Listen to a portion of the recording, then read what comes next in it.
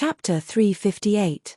From Shasan Elementary School to Suwan's courtyard house, they had to pass through 2 streets. There weren't many cars on the road right now. Su Wan and Xie Chang'an walked side by side, neither of them talking. When they were about to reach the door, Su Wan suddenly stopped and called Xie Chang'an, Xie Chang'an. Achem. Hearing her voice, Xie Chang'an immediately turned to look at her with a smile. What's wrong? Nothing. Thank you for sending me back. Su Wan smiled faintly at Xie Chang'an. She swung her ponytail and turned to enter the courtyard while carrying her large backpack. Xie Chang'an stared at Su Wan's back for a while before smiling and walking towards his door. Every day, when Su Wan finished school, Su Guoliang still hadn't gotten off work. Today, Su Wan entered the door to see Su Guoliang and Liu Li sitting at the dining table. Su Qingmai, who was 5 years old, was sitting in Liu Li's arms with reddened eyes. Seeing Su Wan enter, Liu Li's expression changed slightly. Su Qingmei's gaze brightened and she struggled to get out of Liu Li's arms, running to Su Wan. Sister, hurry and persuade Mom and Dad. Dad and Mom want to divorce. Divorce? Su Wan jumped in fright and subconsciously glanced at Su Guoliang. This honest man was sitting on a chair with a serious expression. Seeing the ashes on the ground at his feet, Su Wan couldn't help but walk forward and called out, "Father? Mn Xiao Wan, you're back." Hearing his daughter's voice, Su Guoliang forced a smile. He didn't go to work today.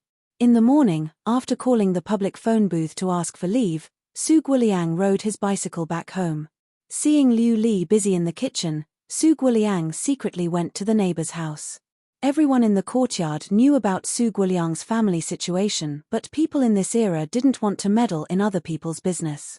Now that Su Guoliang had taken the initiative to ask, the neighbor originally didn't want to cause trouble, but seeing that the honest man was having a hard time, he told him about how Liu Li usually beat and scolded Su Wan. Su Wan and the neighbor's conversation removed Liu Li's hypocritical veil. Su Guoliang was heartbroken. He felt that he had let down his daughter. When he was young, it was Su Wan's mother who accompanied him through the most difficult times. Life finally took a turn for the better, but she died because of overwork. After his wife died, he left behind Xiao Wan.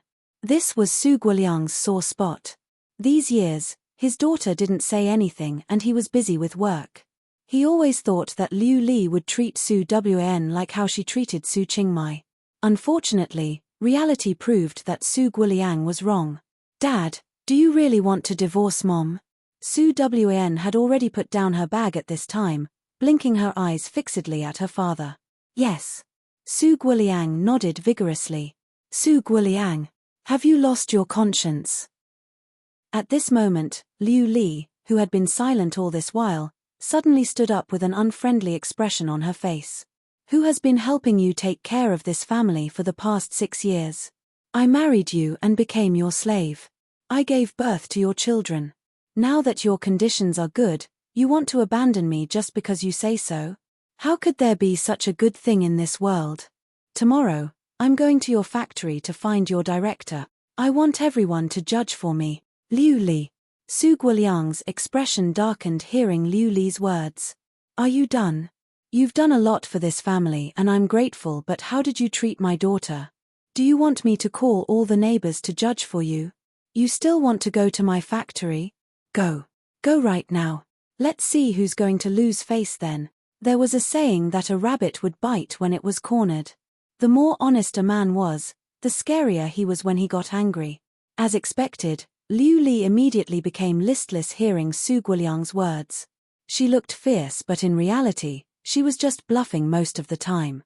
"Su Guoliang, Qingmai is still so young. Xiao Wan can't be without a mother. I won't hit or scold her in the future, okay? If you divorce me, who will you find? Which woman is willing to worry about you and take care of your child like me?"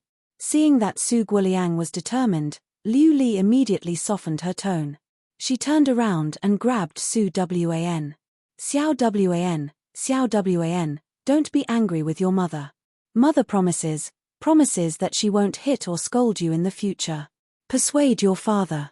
If we really divorce, what will you and your sister do? Hearing Liu Li's promise, Su Wn sneered inside but still revealed a hesitant expression. Father, mother, she. Xiao Wan, don't worry about adult matters. Su Guoliang sighed. He thought about it for the entire day. As a man, he had an undeniable responsibility towards his family. If he couldn't even take care of his daughter and protect her, then how could he be a man and a father? What? The moment Su Guoliang said this, Su Qingmai immediately sat on the ground and cried. I want my mother. Father, I want my mother. I don't want a stepmother. This child, hearing Su Qingmei's words and her cries, Su Guoliang froze. Liu Li immediately squatted down and hugged Su Qingmai tightly. My pitiful child, don't cry. Mommy won't leave you. Su Guoliang, I was wrong and I'll change. Do you dare to give your 2 daughters to another woman? Su Qingmei's eyes widened. For the first time, Su Guoliang hesitated hearing his daughters crying and Liu Li's words. Indeed. Although Liu Li was Su Wan's stepmother, she was at least Su Qingmei's biological mother. If he divorced Su Qingmei, how could he give his 2 children to another woman? Needless to say, the female lead was really smart. She accurately grasped Su Guoliang's weakness. Father. Seeing the change in the situation, Su Wan immediately walked up and gently tugged on Su Guoliang's sleeves. Father, don't divorce mother. Mother treats me really well. She hit me because I wasn't sensible when I was young. Now that I've grown up and become sensible, mother definitely won't hit me in the future. Am I right, mother? Saying this, Su Wan widened her eyes and looked at Liu Li with a clear gaze.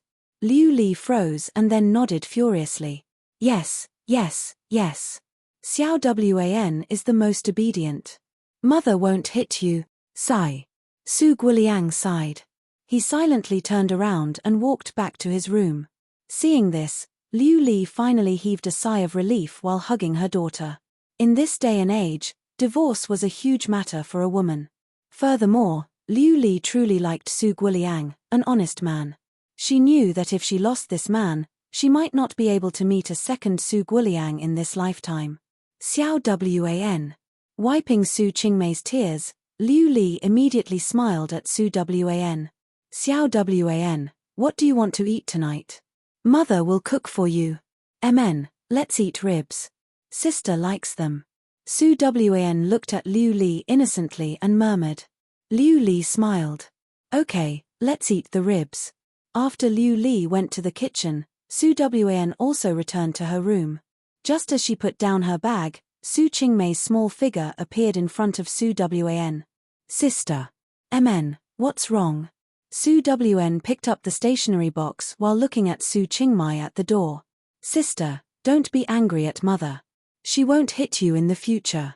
Also, when Qingmei grows up, she can protect you too. Su Wan, hair. What deep sisterly love. Why didn't you protect your sister in your past life? Now that you want to steal your sister's man, you feel guilty and know how to protect your sister. Screw sisterly love. Su Wan sneered inside but still revealed a moved expression. Thank you, Qingmei. I know you're a good girl. Therefore, fake lowly and whatnot, hurry up and chase after your fake shota. Of course, whether or not she could catch him was a problem. Xie Chang'an. Chapter 359. During dinner, Su Guoliang was still in a bad mood. Liu Li, on the other hand, was attentive enough to put food on Su Wan and Su Qingmei's plate. In the past, Liu Li would always save the best for Su Qingmei, but today, she gave the best to Su Wan. Su Wan didn't say anything. After dinner, she returned to her room. Her old desk was facing the only window in the room. Under the dim lighting, Su Wan looked at her messy textbooks, at a loss as to what to do. She seemed to have slept too much during the day. She didn't know what homework the teacher gave her today. Forget it. In the end, Su Wan still tidied up her desk according to the timetable. Nowadays, there were no other main courses in primary school besides language and mathematics. At worst, the homework was just ordinary calculations and exercises after class. These were simply too simple for Su Wan. After packing up her bag, Su Wan locked the door from the inside. Then she purposely left a crack in the window and then laid on the wooden bed to rest. Who knew how long had passed? When Su Wan woke up again, Su Rui was sitting by her bed. "Your bed is so small." Su Rui couldn't help but grumble, seeing Su Wan opening her eyes in a daze. He finally came in through the window. Seeing that she was sleeping soundly, General Su originally wanted to get on the bed to warm up, but because the bed was too small, he didn't have the heart to squeeze in. "I'm so small. How big of a bed can I sleep in?" Su Wan blinked and looked at Su Rui, replying in a childish tone. "Su Rui, I'm speechless." Cough. Su Rui coughed lightly to hide his embarrassment. He looked at Su Wan on the bed and asked, "What's wrong with Xiechangan?" "Who knows? Maybe he was reborn?" Su Wan shrugged at Su Rui. "There's a high chance. According to my observations, he doesn't seem to have transmigrated. He should have been reborn." Su Rui heard Su Wan's guess and nodded seriously. "I also feel that he seems to be reborn. Look at the look in his eyes and I know." "That's right." The connection between love rivals was that strong. But Su Rui's tone suddenly became somewhat doubtful. "If he was reborn and planned to grow old together with the original owner, why didn't my mission fail? Xiechangan's rebirth was never mentioned in our mission's storyline." "Yes, that's what I'm most worried about." A trace of worry flashed across Su Wan's childish face. "Su Rui, did Shu Ce mention God's space and the spacetime executioner to you?" "No." Su Rui immediately shook his head. "They're also mission enforcers?" "More or less. The lost time-space we're in is a super high plane. Similarly, God's space is also one of the super high planes. It's an existence that opposes us. There are countless God systems in God's space. They will automatically find hosts that fit their criteria in low, medium, and high planes and then bind them to carry out counterattack missions set up by God's space. These hosts are similar to mission enforcers like us, but they're controlled by the system and aren't as free as us." As for the spacetime executioner, saying this, Su Wan's expression turned a bit complicated, even carrying a trace of fear. "They shoulder the heavy responsibility of stabilizing the planes and are the only ones that can kill mission enforcers." "Kill?" Su Rui's gaze turned cold. "In other words, if we encounter spacetime executioners in the mission world, they might kill us? And this kind of death is irreversible, isn't it?" "Yes." Su Wan nodded. The spacetime executioner was a group of very mysterious people. They were scattered in different spacetimes and didn't belong to any space. However, they were born with the ability to travel to different dimensions at will. They could impersonate anyone in this dimension and kill anyone in this dimension, including the system host and the mission enforcers of the lost spacetime. They were the favored children of spacetime. Su Qingmai was reborn in this world. We came here to change their fates, but now, Xiechangan has also been reborn. According to the headquarters rules, this situation would indicate that a bug has appeared or that the mission has ended or been completed. But we haven't received any instructions. I think there are two possibilities. Yi Zichen looked at Xiechangan. Saying this, Su Wan looked at Su Rui seriously. The first possibility is that the spacetime disorder attracted the spacetime executioner's attention. Right now, the executioner has entered this spacetime and sealed all exits. The executioner wants to restore the entire world to its original trajectory. He needs to forcefully bring Su Qingmai, and even you and me, and Xiechangan's life trajectory back to its original position. Of course, he might attack us during this process.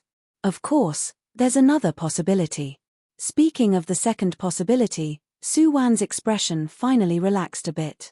Although Xiechangan and Su Qingmai were reborn, the two of them might not have been reborn in the same spatial dimension. In other words, the two of them originally lived in two parallel spatial dimensions. Su Qingmai was reborn first and had our mission. Then, due to various reasons, Xiechangan from another parallel spatial dimension was also reborn in this world. Then, this world belongs to the plot of the other two worlds. Then, other than me and you, there might be another mission enforcer in this world. Although she said a lot, Su Rui still understood instantly. He couldn't help it. He was just that smart. Actually, parallel universes were easy to understand. Everyone would make different choices at different times. When you made different choices, your future would change accordingly. This way, many parallel universes would spawn, and there would be countless versions of you in them, experiencing completely different lives. Su Qingmei's past life and Xie Chenggen's past life might have been two different time spaces. But right now, their souls had been reborn in this time space. This counted as 3 parallel dimensions overlapping. If everything caused by Su Qingmei's rebirth was Su Wan and Su Rui's main mission, then Xie Chenggen's rebirth would definitely cause a chain reaction. Maybe in his past life, he didn't end up with Su Wan. After his rebirth, he probably wanted to change his and Su Wan's lives for some reason. Then his rebirth destroyed the original trajectory of this world. If someone really accepted Xie Chenggen's mission, who would that person be? What was his mission objective? Su Rui and Su Wan glanced at each other. The two said at the same time, Rebirth Department. That's right. Usually, Rebirth Department would take on missions like this. Chapter 360. Because Su Wan's room was too small, he didn't stay in her room for long. When it was late at night, he left sneakily. The next day, Su Wan went to school as usual. In the morning, she went to school and asked Jiang Mai, who was sitting behind her, to copy her homework. Jiang Mai wasn't surprised by Su Wan's behavior. As an outstanding class leader, she had to unite with her classmates and borrow their homework. She was doing good deeds like Lei Feng. She never left her name. Elementary school classes were really boring. After enduring the morning, Su Wan was drowsy in the afternoon. As a result, when it came to the second class, she really fell asleep. Dong dong dong. A crisp sound rang in her ears. Su Wan was sleeping soundly when she was jolted awake by the sound. She opened her eyes in a daze and saw a young man's handsome face. Student Su Wan, it's your first time in my class and you're sleeping. This isn't good. Come to my office after school. Hearing the man's gentle and peaceful tone and seeing the smile in his eyes, Su Wan immediately sobered up. This person, he was, oh, you might not know me yet. Seeing Su Wan's gaze, the man still wore an indifferent expression. I'm the new math teacher, Xie Zishuan. Xie Chenggen's uncle. As expected, mission enforcers would choose to conceal their identities the most beneficial to them. This person who exposed his identity in front of her without a care was her enemy in this world. There was no one else other than him who could be this confident, right? Teacher Xie, I understand. Su Wan nodded softly. She wasn't sleepy anymore. Okay. Xie Zishuan nodded in satisfaction. Let's continue class. The math class was still going on, and Xie Zishuan seemed to have forgotten about the episode that had just occurred. He was very serious about the math lesson for the day, and after that, he helped everyone with some classroom exercises. After class, Xie Zishuan took his lesson plan and left the classroom of Class 2, Class 3. After school, everyone carried their school bags and happily left the classroom. Su Wan, on the other hand, slowly went to the mathematics group on the second floor. Xie Zishuan was the only one in the office right now. He lazily leaned against his seat. When Su Wan entered, he was rolling up his sleeves and grading yesterday's math homework. Thank you, teacher. Su Wan called out crisply and then quickly walked in. Seeing Su Wan carrying a large school bag and wearing a large school uniform, step by step, Xie Zishuan endured, but in the end, he still couldn't hold back. Ha ha, ha ha ha. He didn't care about his image and laughed loudly. Su Wan on the side immediately glared angrily. What are you laughing at? I've never seen a loli before. Yes, I've seen many little lolis, but this is the first time I've seen one as old as you. As Xie Zishuan spoke, he winked at Su Wan with radiant delight. Yi Kanhuan, do you want to die? Su Wan coldly narrowed her eyes and coldly whispered to the man in front of her. Although it was a threat, coming from the mouth of this little loli with short arms and legs, there was no lethality at all. right? Ahem. Yi Kanhuan held back his laughter and squinted his eyes. Oh my, I'm so scared. Su Wan. Yi Kanhuan, just you wait. If I don't torture you to death during the test, then my name isn't Su Wan. Yi Kanhuan, the number 2 figure of the rebirth department. Because Su Wan had interacted with him in a mission before, she naturally guessed his identity when he didn't hide anything today. This Master Yi was famous for being conceited and difficult to deal with in the rebirth department. Su Wan felt surprised that he would appear in this mission, but it was reasonable. According to the order of the mission, she and Su Rui should have accepted the mission first, while Xie Chenggen's mission should have appeared later. By then, the rebirth department should have known that Su Wan and Su Rui were in the mission. Plus, Qin Yu sent Yi Kanhuan to carry out this world's mission. Naturally, it was targeted at her and Su Rui. Thinking this through, Su Wan immediately calmed down. Yi Kanhuan exposed himself so fearlessly. He must have had a perfect plan. He purposely exposed himself to see her and Su Rui's true strength. Su Wan. Yi Kanhuan's voice interrupted Su Wan's thoughts. It's school time right now. I'll take you home on the way. I'll also visit your home. Home visit? He's planning on making a move now? What an open and above-board scheme. Teacher, do as you wish. Su Wan carried her bag and turned to leave. Meanwhile, Yi Kanhuan smiled and tidied up his clothes before slowly following behind Su Wan. Yi Kanhuan was familiar with Su Wan. After all, the two had confronted each other before. But this time, he didn't know if it was because Su Wan had turned into a little lowly, but he felt like Su Wan was different from the Su Wan he knew in the past. By the time the two walked out of the school building, there weren't many people on the field anymore.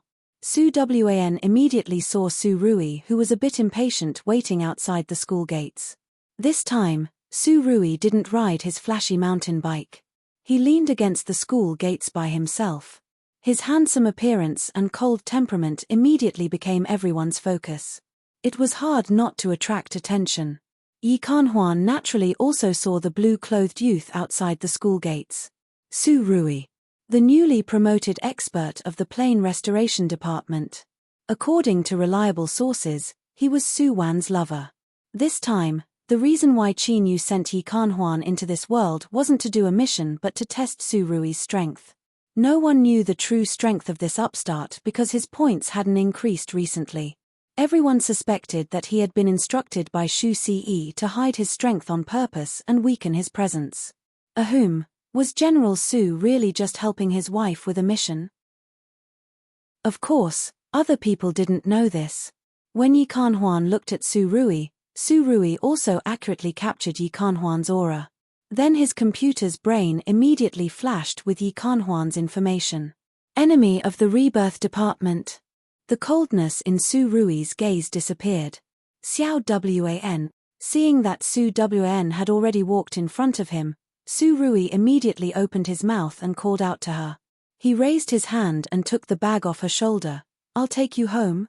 Classmate. Yi Kanhuan smiled and stopped Su Rui's footsteps. I'm Su Wan's math teacher and the new homeroom teacher of her class. May I ask what your relationship with Su Wan is? She's my sister. Su Rui glanced at Yi Kanhuan. Teacher, do you have a problem with that? Yi Kanhuan coughed seriously. I don't have a problem with that. I'm going to visit her home. Since you're her relative, you can come with me. Saying this, Yi Kanhuan smiled and gestured for Su Rui to go with him. He purposely emphasized the word relative. The three of them knew that with Su Rui's identity as Gaou, it was a bit inconvenient for him to go to the Su family. Plus, Su Qingmai would definitely be filled with ill intentions towards him. But so what? Su Rui smiled in disdain and held Su Wan's hand. Let's go home. Su Wan nodded and followed Su Rui's footsteps. Yi Kanhuan rubbed his chin as he watched the two walk shoulder to shoulder. Nani. He actually found the scene to be loving. Chapter 361. Yesterday, after Su Guoliang threw a tantrum, Liu Li restrained herself a lot today. She cleaned up the house in the afternoon and then picked Su Qingmai up from the kindergarten. Then she began to prepare dinner for the four of them. Actually, Liu Li wasn't a really vicious person. She was just really selfish and vain. She felt that she had put in so much effort for this family. Then Su Guoliang's money naturally belonged to her and Su Qingmai. But now, she had to pay a portion of Su Wan's expenses. She felt uncomfortable and naturally didn't treat Su Wan well. She even felt that Su Wan should do things whenever she ordered Su Wan to do things. This time, Su Guoliang saying that he wanted to get a divorce scared Liu Li. She thought about it for half a night. Su Wan was stupid and wasn't suited to go to school.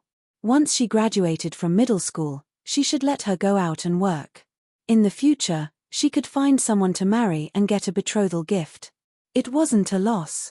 Liu Li's mood improved a lot. "Mom, I'm back." Liu Li was busy cooking when she heard Su Wan's childish voice. This brat had her father's support now. How dare she come back so late after school? Liu Li quickly walked out of the kitchen with a dark expression. Seeing Su Rui and Yi Kanhuan, she froze. You guys you're Su Wan's mom? I'm her homeroom teacher, Xie Zixuan." Yi Kanhuan smiled gently at Liu Li. Needless to say, Xie Zixuan's appearance was really gentle. Their Xie family's men were all refined and handsome men. "Teacher Xie?" Liu Li froze. Because she had gone to Shisan Elementary School for a parent-teacher meeting before. At that time, Su Wan's homeroom teacher was a female teacher. "I'm new. Didn't I just get promoted? Because I'm not familiar with the students, I took the liberty to visit them." Yi Kanhuan saw Liu Li's confusion and immediately smiled, adding a few words. "Oh, I see. Teacher Xie, take a seat, take a seat. I'll go pour some tea for you." Saying this, Liu Li turned around and started working again. To Liu Li, being a teacher was a very noble and high-class job. She was a high-class intellectual. She couldn't be negligent. Yi Kanhuan smiled and sat on the sofa in the Su house as he watched Liu Li busy herself with work. "Let's go back to my room." Seeing Xie Zixuan's smile, Su Wan curled her lips and pulled him towards her room. At this time, Su Qingmai heard Xie Zixuan's words and quickly ran out. Su Qingmai naturally knew that Xie Zixuan was Xie Chang'an's uncle. Plus, she knew that Xie Chang'an's uncle was very powerful. Xie Chang'an himself and even his parents listened to him. Therefore, this teacher Xie Zixuan was also someone he had to curry favor with in this life. Su Qingmai had already fixed her clothes and hair in the room. She smiled at her familiar face in the mirror before rushing out. "Sister, you're going back." Su Qingmai had just run out when she saw Su Wan pulling Su Rui back to the room. Seeing the familiar figure, Su Qingmei's smile froze. What was going on? Gaou, why was Gaou here? Moreover, he was with his sister, Qingmai. Hearing Su Qingmei's words, Su Wan had to stop and turn to look at the female lead. "Qingmai, do you need something?" Su Qingmai froze on the spot, staring at Su Rui's face. Hatred, resentment, anger, too many emotions intertwined together, causing her chubby little face to look abnormally pale. "Child, what are you standing here for?" Liu Li had just brought the teacup out. Seeing her daughter standing in the middle of the room, she couldn't help but ask. "What?" At this time, Su Qingmai suddenly started crying. Her cries were earth-shattering, even more pitiful than yesterday. I didn't say anything. Why are you crying?" Liu Li didn't expect her daughter to suddenly cry.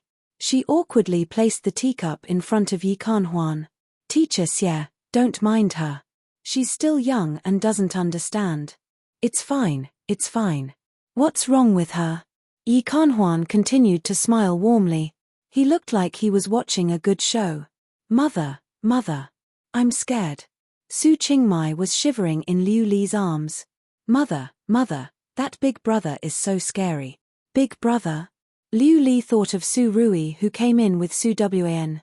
She was too busy greeting teacher Xie that she almost forgot about the young man. "Student, who are you? You don't look familiar. You're not from around here, right?" Liu Li carried her daughter and patted her gently while looking at Su Rui suspiciously. Auntie, I'm Gaou. My mother is Dong Yuan. She's Qin Fang's distant cousin. My mother told me to come and visit my uncle and cousin, Su Rui answered calmly. Qin Fang was Su Wan's birth mother.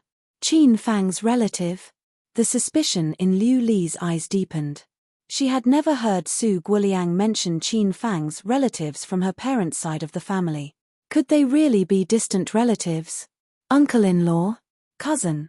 Hearing Su Rui lie, Yi Kanhuan continued to smile while Su Qingmei's gaze flickered coldly in Liu Li's arms. What distant relatives? What uncle?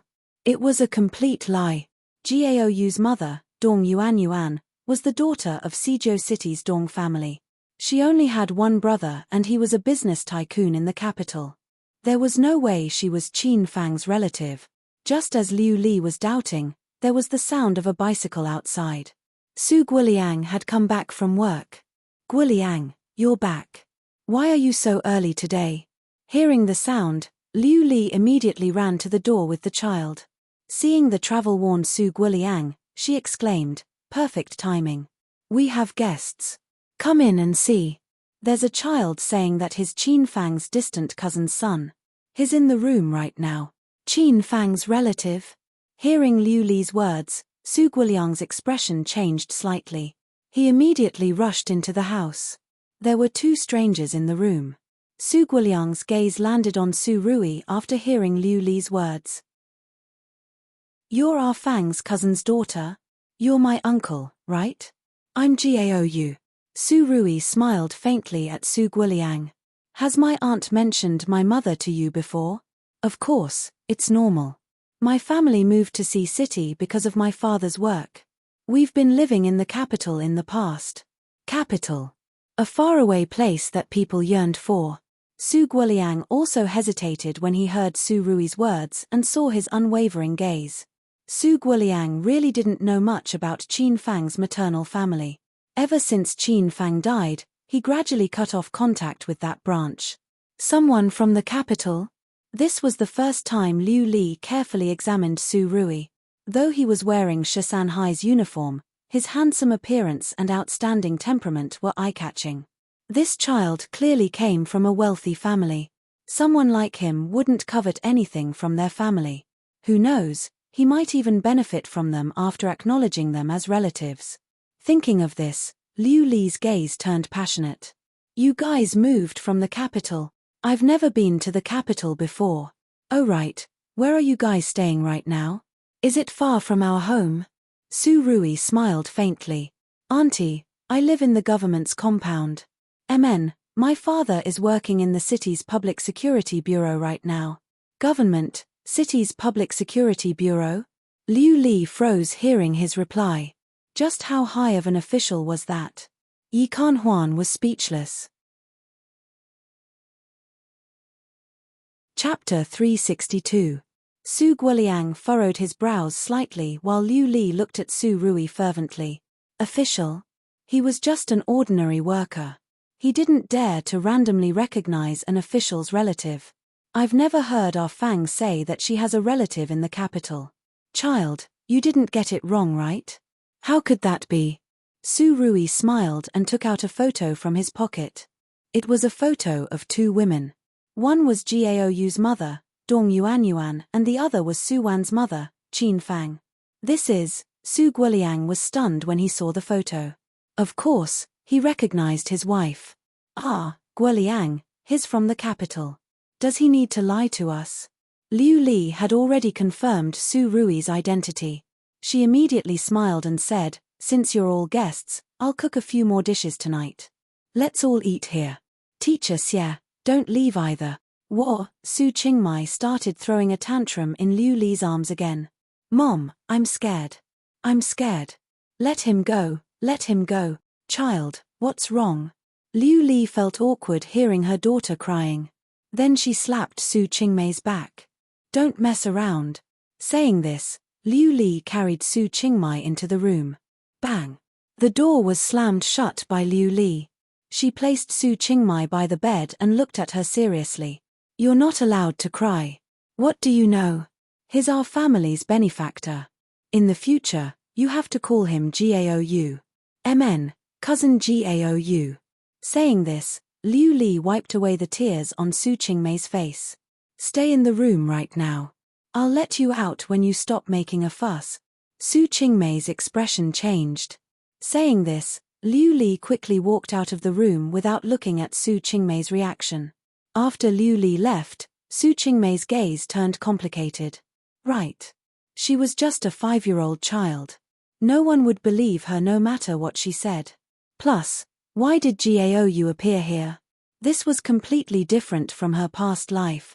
Plus, the other woman in the photo was Dong Yuanyuan. Su Qingmei had seen Gaou's mother in her past life. Could it be? Was Gaou's mother really Su Wan's mother's distant cousin? In that case, was this world still the same world that he had experienced in his previous life? For a moment, Su Qingmei was at a loss. At this time, Su Guoliang, who had confirmed Su Rui's identity, happily chatted with Su Rui in the front hall. Seeing the two chatting happily, Yi Kanhuan couldn't help but look at Su Wan. Su Wan, do you need me to help you with your homework? Thank you, teacher. Su Rui answered Xie Zishuan. Su Rui stood up and looked at Xie Zishuan calmly. Teacher, you're so busy and you have so many students to take care of. I won't bother you with my Xiao Wan. Saying this, Su Rui smiled and turned to look at Su Guoliang. Uncle, although my grades are average, it's fine for me to help primary school students. I don't have a lot of homework after school anyway. From today onwards, I'll help Xiao Wan with her homework every day. What do you think? Su Guoliang knew that Su Wan's grades were bad. Unfortunately, he and Liu Li weren't educated, so no one had helped Su Wan. Plus, their family couldn't afford to hire a tutor. Su Guoliang immediately became happy hearing Su Rui's words. Xiao Yu, it's great that you can help Xiao Wan. Xiao Wan, hurry and thank your cousin. Thank you, cousin. As Su Wan spoke, she winked at Su Rui. Don't be so polite. Uncle, chat with teacher Xie first. I'll go help Xiao Wan with her homework. Su Rui walked to Su Wan's side and then followed her into the small bedroom. Su Wan couldn't help but turn to stare at Su Rui. What's with the photo? Hair. Su Rui took out a photo from his pocket. It was the photo of Qin Fang that the body's original owner had treasured. I took this from your photo album yesterday. In the morning, I picked out a photo of my mother and found a photography studio to edit it. As expected, technology could change fate. You sure have foresight. Su Wan couldn't help but smile and then tossed her bag on the bed. That's Xie Zishuan, did you feel it? He's from the rebirth department, Yi Kanhuan. Su Rui said Yi Kanhuan's name. Shu Ce showed me his information. I've recorded his information. Okay. Su Wan nodded. That's right. It's him. He purposely exposed his identity in front of us this time. I think he mainly wants to find out your background. Then I'm afraid he'll be disappointed because I've always been unfathomable. Su Rui felt proud hearing Su Wan's words. Amen. You're unfathomable. Then may I ask the unfathomable General Su, you used a fake photo to deal with Su Guoliang and Liu Li. How are you going to deal with Gaou's parents? According to Su Qingmei's current age, Su Wan and Su Rui probably had to stay in this world for over a decade. Then, Su Guoliang and his wife would have to meet Gao Jian and his wife during this time, right? At that time, Su Rui's lies would naturally fall apart. Su Guoliang wasn't familiar with Qin Fang's family's network of relatives, but there was no way Dong Yuanyuan wouldn't know who her relatives were. Ah! Su Rui froze. Nani? General Su didn't consider Dong Yuanyuan and the others at all when he thought of this method. Therefore, even a wise man would make a mistake. Forget it. Su Rui waved his hands. I'll find a way to deal with Dong Yuanyuan. Saying this, Su Rui strode forward and pulled Su Wan into his embrace. You're too skinny right now. No. Starting tomorrow, I'm going to nourish you. Nourish you so that you can grow taller. Su Wan's gaze flickered. What's so good about growing taller? Don't you know that kids nowadays like soft and cute lollies? If I grow too fast and surpass those little boys, wouldn't no one dare to chase after me then? What? You have people chasing after you? General Su's face immediately darkened. He was the second generation of an official. He was handsome and wealthy, but he didn't even receive a love letter at Shasan High School. This didn't make sense. Now, Su Wan was telling him that a 9-year-old lollis had people chasing after her. Wasn't this world too strange? Glancing at Su Rui's expression, Su Wan couldn't help but smile and pinch his face. I'm just teasing you. The students in school are all very pure. What do a few years old child know? Indeed, this was a relatively conservative era. But Su Wan's words made Su Rui think of Xie Chang'an. Wasn't that a little boy who had improper thoughts about his wife? Since Xie Chang'an had been reborn from another world, what had happened in that world? Su Rui's gaze turned serious. He couldn't do anything to Xie Chang'an right now, but he could do something to Yi Kanhuan. Although the headquarters stated that mission participants couldn't kill each other during missions, as long as they didn't die, there were many other things they could do. Achoo! At this time, Yi Kanhuan, who was chatting with Su Guoliang, suddenly sneezed. He felt cold all over. Chapter 363. In the end, Yi Kanhuan didn't stay at the Su family for dinner because today was his first day at Shasan Elementary School. His elder brother and sister-in-law, Xie Chang'an's parents, had already prepared a table full of food to celebrate for him. Su Rui happily ate dinner at the Su family. Su Qingmai didn't make a fuss during dinner either. Instead, she would secretly observe Su Rui's every move, attempting to discover his secret. Unfortunately, Su Rui didn't say anything at the dinner table. He acted like an obedient child, so Su Qingmai couldn't tell anything. After dinner, Su Rui saw that it was still early, so he went to Su Wan's room under the pretense of tutoring. Okay. General Su couldn't do anything right now, but seeing his wife who looked like a steamed bun, he found it refreshing. If she was a bit fatter and had a bit more flesh on her face, it would definitely feel great when he pinched her. Su Wan was speechless. Seeing that Su Wan and Su Rui hadn't come out of the room, Su Qingmai went to the courtyard alone. Before she left, she saw Xie Chang'an outside. Her eyes brightened. Brother Chang'an, are you here to play with me? Xie Chang'an smiled faintly at Su Qingmei's bright eyes. He waved the small box in his hand. My uncle brought back chocolate from outside. It's really delicious. I want to give some to your sister and you. Qingmei, why are you alone? Where's your sister? Is she doing her homework? Yeah. Su Qingmei's expression fell hearing Xie Chang'an ask about Su Wan. Was it because she was too young, so Xie Chang'an had been purposely ignoring her? He seemed to care more about her sister. I'll go see her. If she doesn't know anything, I can help her. Xie Chang'an naturally knew about Su Wan's grades. In his past life, because Su Wan wasn't good at studying and she wasn't Liu Li's biological daughter, she dropped out of school after middle school. After that, she had been working in a clothing factory in the city. She was talented in designing, and it had always been her regret that she didn't go to university. In this life, Xie Chang'an hoped that he could help Su Wan go to university so that she could complete her dream and become an outstanding fashion designer. Brother Chang'an. Seeing that Xie Chang'an was going to look for Su Wan, Su Qingmei immediately stopped him. Cousin is tutoring my sister. You don't need to go, right? Su Qingmei didn't feel good. In her past life, Su Qingmei had no lack of pursuers since middle school. Even after she entered university, there were still many guys chasing after her. Su Qingmei was used to being the center of attention.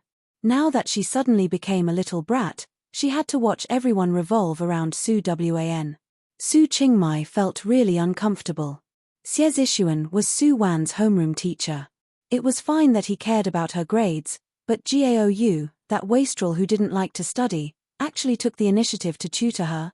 There was also Xie Chang'an. Why did he care so much about Su Wan? He clearly didn't like Su Wan in the past life. The person he liked had always been her cousin. Xie Chang'an didn't notice Su Qingmei's complicated expression. Hearing her words, he froze slightly, because in his memory, Su Wan didn't have a cousin. Seeing Xie Chang'an's confused expression, Su Qingmei subconsciously blurted out, "Cousin Gao. Although I don't like him, but my parents and sister really like him, Gao." Hearing Gao's name, Xie Chang'an's hand loosened slightly. The candy box in his hand almost fell to the ground. Why was Gao in the Su family? How did he become Su Wan's cousin? It seemed like it wasn't a coincidence that he ran into Gao at the school gate yesterday. Xie Chang'an also had his past life's memories, so he naturally remembered Gao and Su Qingmei. Hearing Su Qingmei's words, he felt even more conflicted. Qingmei. Qingmei. Liu Li's voice rang from the courtyard. Su Qingmei couldn't care too much right now. She snatched the candy box from Xie Chang'an's hands and smiled brightly at him. "Thank you, Brother Chang'an, for the chocolate. I'll give it to my sister. My mother is calling me. I'm going back first." Saying this, Su Qingmei turned and ran back to the courtyard. Xie Chang'an stood outside the courtyard and hesitated for a while. In the end, he decided to wait outside and wait for Gao to come out of the Su family. "Qingmei, what did you take?" Liu Li wanted to tell Su Qingmei to go home and wear a coat, but she couldn't help but ask when she saw what her daughter was holding. Usually, Liu Li liked to take advantage of others, but she was really strict with her daughter. She didn't allow Su Qingmei to take other people's things easily. Girls naturally had to be raised with dignity. That way, she could get a rich husband for her in the future. "Brother Chang'an gave me this candy." Su Qingmei held the box of chocolate in her arms like it was a treasure and ran outside Su Wan's room. Creak. Gently pushing open the door, Su Qingmei immediately saw Su Wan sitting in front of the desk doing her homework.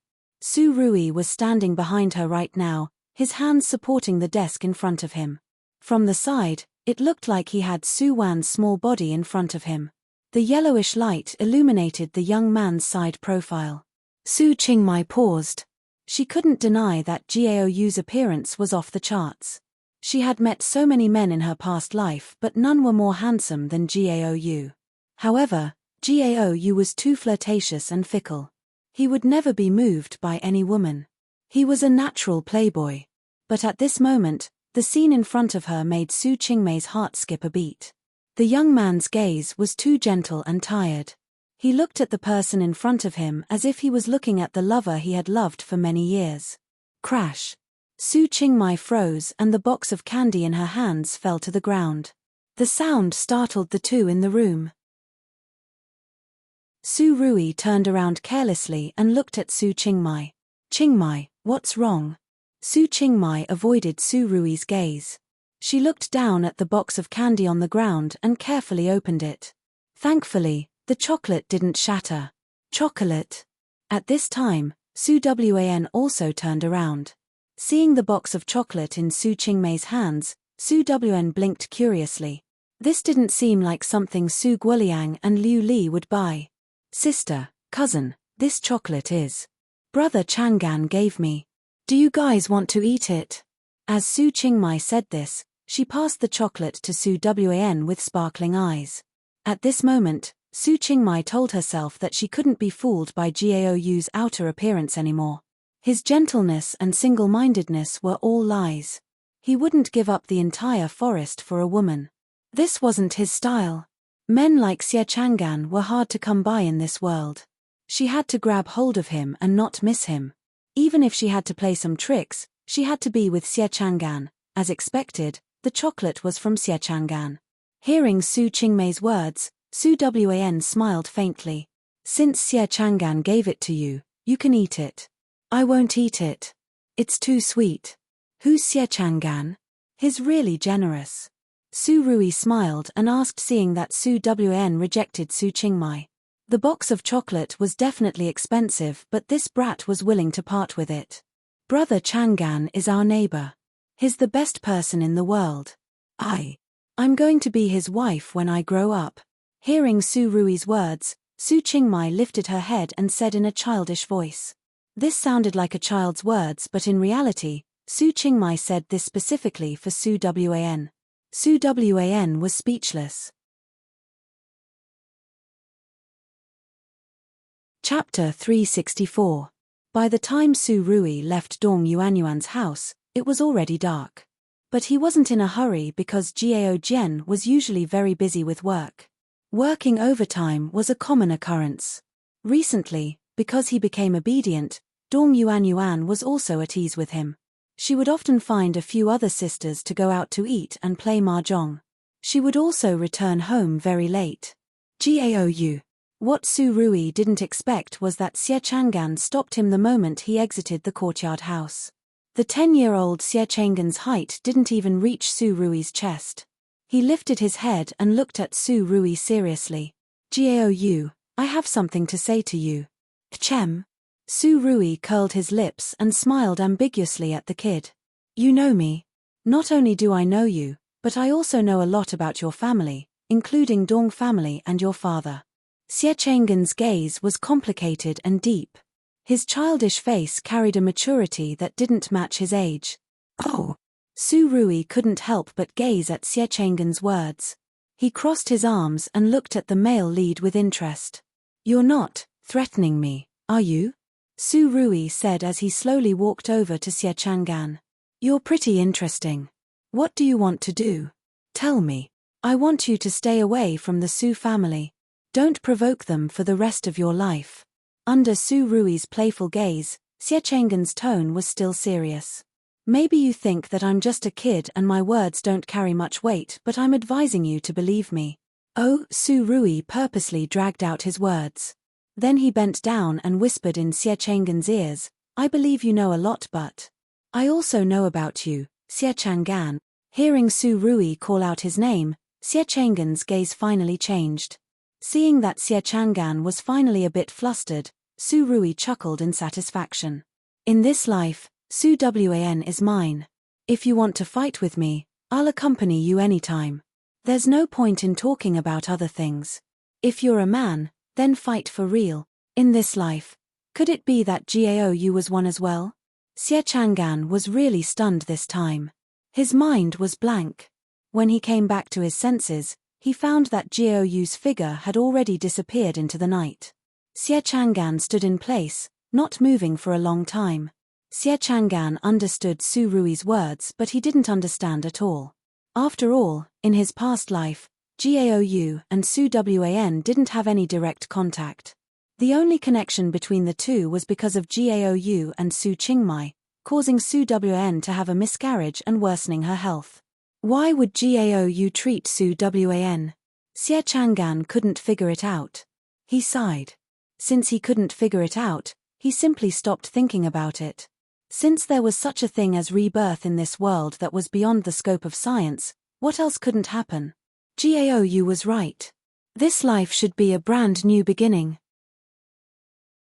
If he still cared and loved Su Wan, then he should start from the beginning and move her heart step by step. So what if there was such a strong opponent? He might not necessarily lose. Thinking of this, Xie Chang'an's gaze gradually became determined. The next day, Su Wan still sat in Su Guoliang's car and arrived at the school gate. The moment she got off, she saw Xie Chang'an standing outside the school gate looking around, clearly waiting for her. Bye, Dad. After waving goodbye to Su Guoliang, Su Wan pretended not to see Xie Chang'an. She carried her backpack and walked towards the school building. Su Wan. Xie Chang'an immediately chased after Su Wan. How come I didn't see you after school yesterday? I slept in class and teacher Xie called me to his office. Su Wan faintly answered Xie Chang'an's words. Ah. The teacher Xie Su Wan was talking about should be her uncle, Xie Zishuan, right? I'll wait for you tonight. Let's go after school, okay? Xie Chang'an chased after Su Wan and couldn't help but ask. Together. Su Wan stopped and looked at Xie Chang'an. Why? Cough. My mom said that there have been a lot of kidnappers lately. Kidnappers? Well, that's a pretty good excuse. Su Wan revealed a hesitant expression. But cousin promised to pick me up from school every day. Cousin? Wasn't that Jiao? Xie Chang'an's expression turned serious hearing Su Wan mention his love rival. Your cousin is a high school student, right? Doesn't he end school late? Does he skip class every day to pick you up? Even if he does pick you up, we're neighbors. We're going the same way. We can take care of each other if we go together. Okay. After hesitating, Su Wan nodded. Then let's go together. Oh right, thank you for the chocolate you gave my sister. She likes it a lot. Huh. Xie Chang'an froze. After saying that, Su Wan quickly walked forward. I'm going to be late. I can't talk to you anymore. See you after school. Xie Chang'an was speechless. The chocolate was for you, for you, for you. Xie Chang'an was gloomy. He was the one who left the expensive chocolate for Su Wan. How did it become for Su Qingmai? Because of this misunderstanding, Xie Chang'an felt uneasy the entire day. Finally, school ended. He immediately packed his backpack and left his class as fast as he could. But the moment he arrived at the door, he saw a certain calm man holding a lesson plan standing there. Uncle. Xie Chang'an saw Yi Kanhuan's figure and immediately called out weakly. Chang'an. School ended, right? Let's go. I'll go home with you. Yi Kanhuan smiled and grabbed Xie Chang'an's shoulder. He pulled him towards the stairs. Male lead, be good. You're the female lead. Stop messing around with Su Wan and the others. Uncle, Xie Chang'an was pulled downstairs by Yi Kanhuan. When they were walking out of the school, Xie Chang'an immediately saw Su Rui. He couldn't help but want to say something, but Yi Kanhuan interrupted him halfway. Chang'an. Your grades haven't been stable recently. Starting from today, I'm going to make up for it. Xie Chang'an was speechless. He went from the top 3 to the top of the grade. You call that unstable?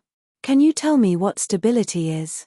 Uncle, Xie Chang'an wanted to say something, but Yi Kanhuan interrupted him again.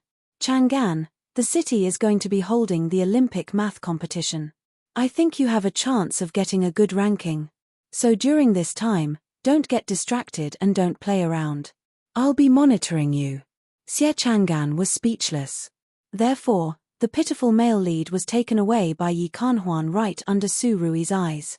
When Su Wan came out of school, she was a bit surprised to not see Xie Chang'an. Where's Xie Chang'an?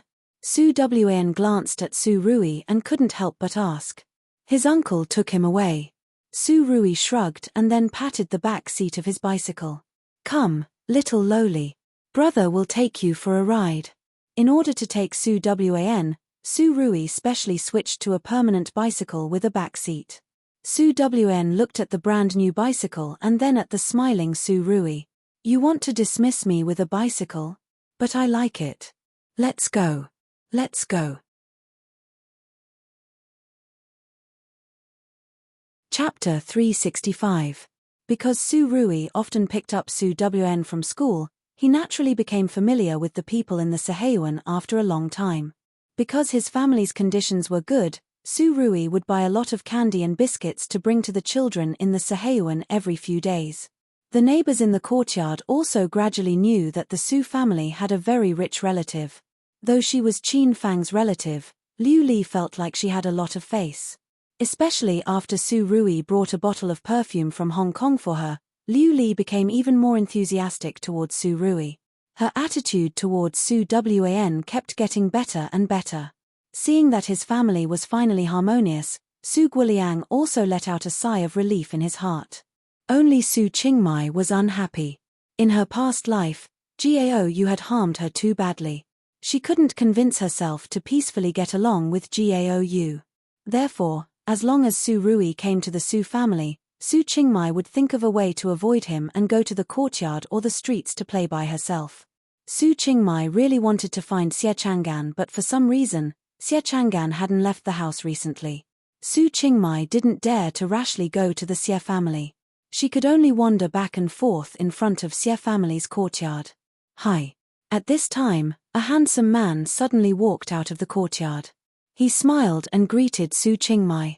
Teacher Xie. Su Qingmai saw Yi Kanhuan's figure and immediately called him sweetly. Little Qingmai, why are you here?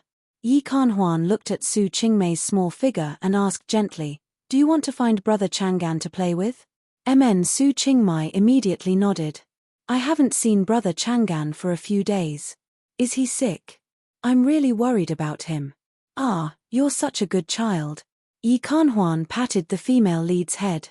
"Come here. Uncle will take you inside to find brother Chang'an to play." Saying this, Yi Kanhuan pulled Su Qingmei's hand and led her to the Xie family. Xie family and the Su family were both ordinary working families, but Xie family's house was a bit bigger than the Su family's.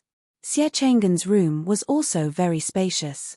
In her past life, Su Qingmei had come to this room with Su Wan many times.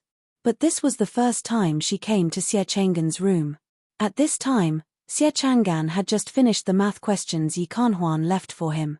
He was thinking about finding time to find Su Wan this weekend when he heard the door open. "Brother-in-law, I'm done." "Childhood sweetheart?"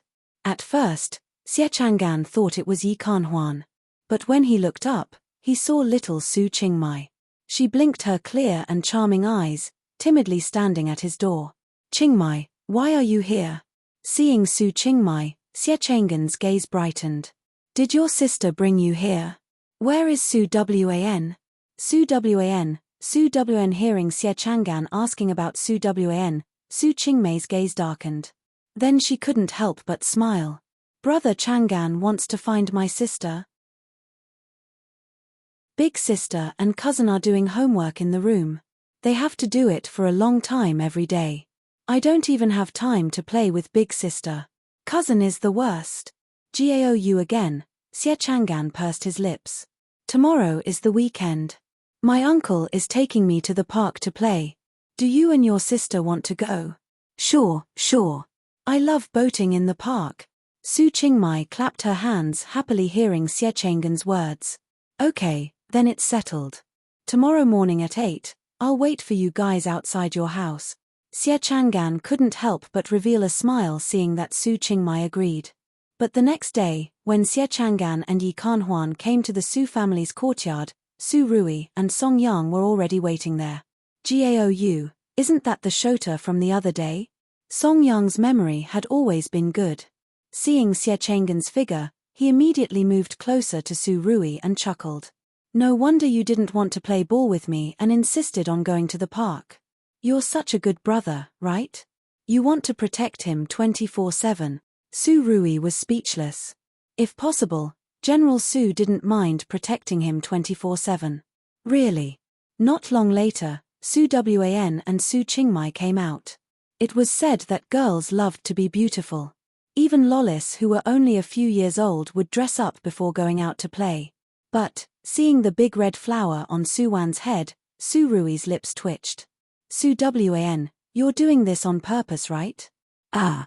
Yi Kanhuan also saw Su Wan's attire. "Nani, Su Wan, you really know how to make your presence known. I can't even pretend that I don't see you." Compared to Su Wan's tacky appearance, the little Su Qingmei had her hair in a bun and wore a red knitted skirt. She blinked her big eyes and looked really cute. "Oh my, little lollis." When Song Yang saw such a cute little girl, he immediately took out a lollipop from his pocket with a smile. Come. Call me Big Brother. Big Brother will give you candy." Su Qingmei was speechless. "Are you crazy?" Ignoring Song Yang's lollipop, Su Qingmei happily ran over to Xie Chang'an and happily pulled his hand. Song Yang was speechless. Nani? Little lollis didn't even like to eat lollipops now. This didn't make sense. "Everyone's here. Let's go." Yi Kanhuan waved his hands. "You guys need to take care of your sisters as brothers. Chang'an, hold Qingmei's hand and don't let her run around. Gao, lead Su Wan. Let's go." Song Yang, who was ignored again, was speechless. There were 3 large parks in Sea City. The one closest to Su Wan's home was Nanhu Park. This park still had fees. The entrance fee was 2 yuan per person. Of course, children didn't need to pay. Yi Kanhuan originally wanted to pay for the entrance fee himself. After all, he was the adult in this group. Cough. Although other than Song Yang, everyone else was fake underage. But when we arrived at the park entrance, young Master Song, who had been ignored, finally made his presence known. He took out a 10 yuan bill and shouted, "Keep the change. You can keep the rest as a tip." The park staff was speechless. "Everyone, don't look at us. We don't know this idiot." Right now, it was autumn. The reeds by the lake were as tall as a person. There were many people rowing in the middle of the lake. Yi Kanhuan purposely rented 3 boats and then arranged Xie Chang'an and Su Qingmai on one without hesitation. Meanwhile, Su Rui and Su Wen had gotten on their own boat and then rowed away by themselves. Gone, gone. Song Yang was speechless. Cough. Teacher Xie. Song Yang looked at Yi Kanhuan gloomily. "Qingmai and Chang'an are so small. Are you sure you want the 2 of them to row the boat?" "Nani? You're joking, right?" "Ah. That's true." Yi Kanhuan just remembered that Xie Chang'an wasn't as small as Su Wan. He might not even be able to lift the oars. "Right. I think I should." Song Yang was planning to get on the boat when he saw Yi Kanhuan jump onto the boat. "I'll accompany the 2 of them. Song Yang, row the boat yourself."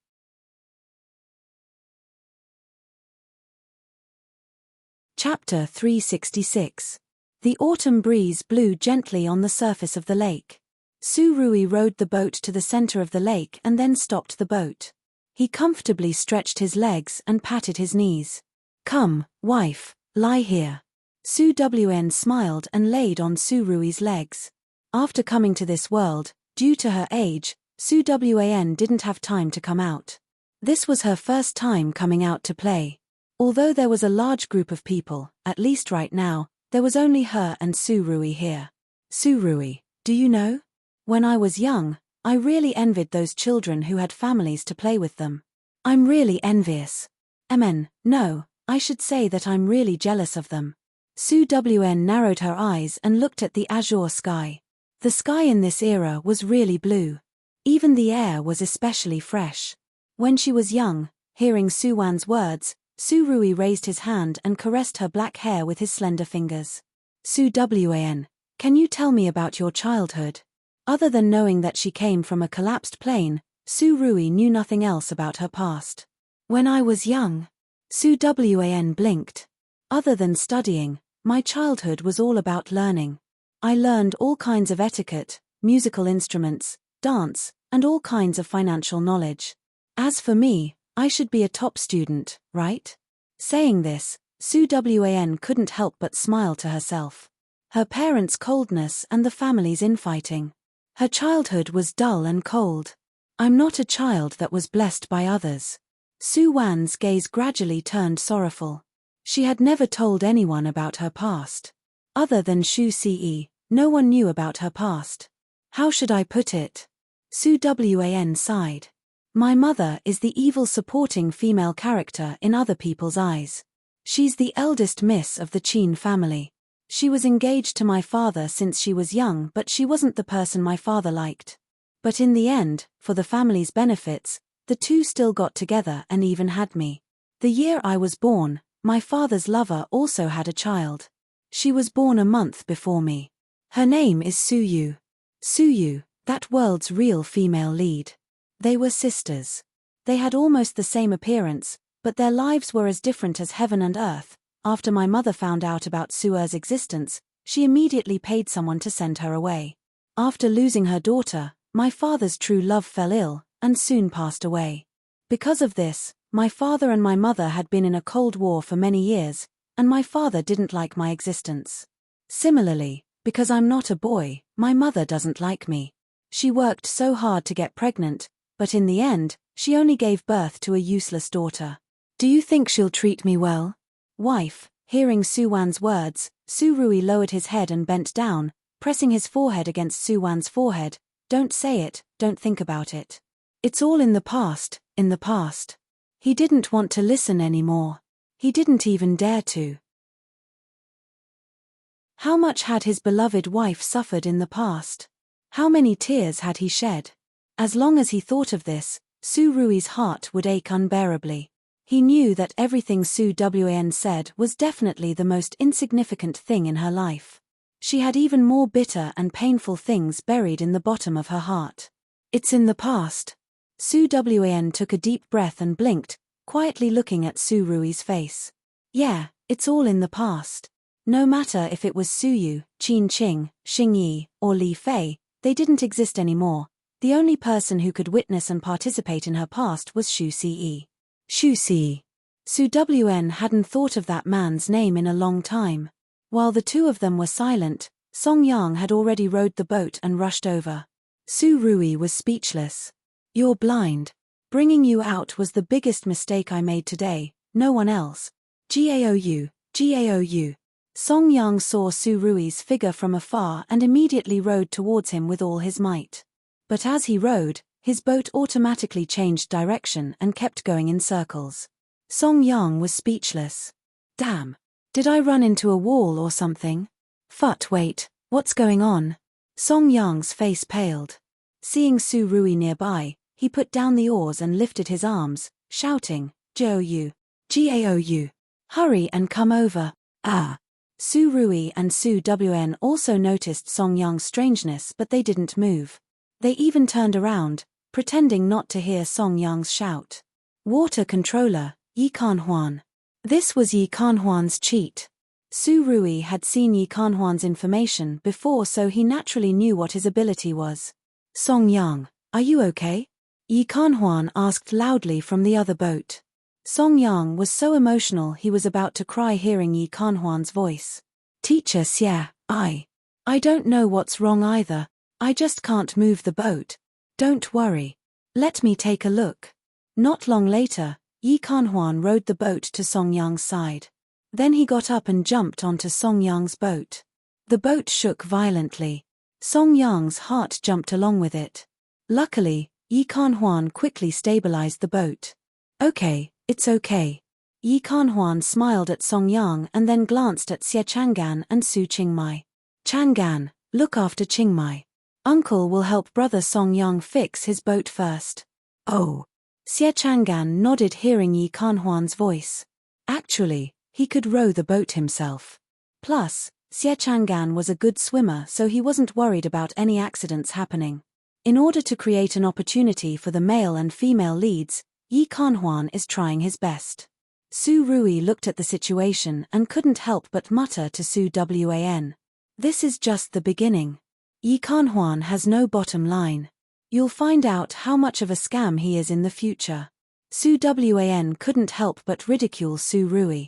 Qin Yu was definitely doing this on purpose. Su Wan would rather Qin Yu send Lin Ruo, that ruthless woman.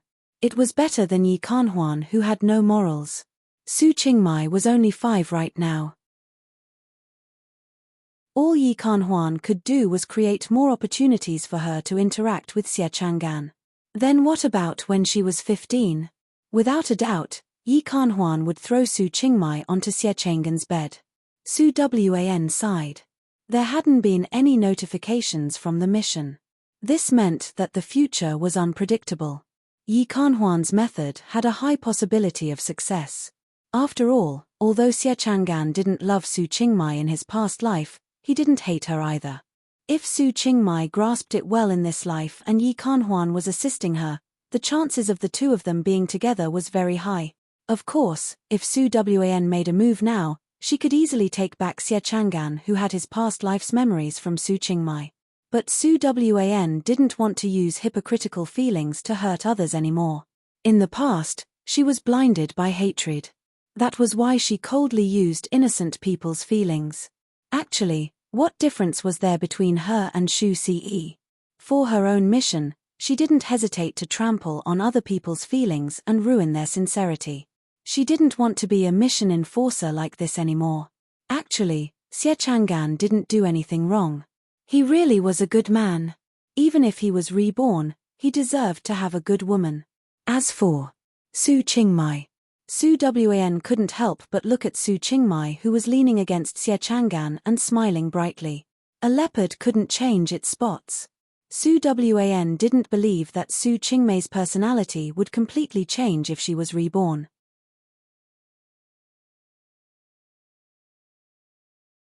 Chapter 367. In the blink of an eye, It was the end of the semester.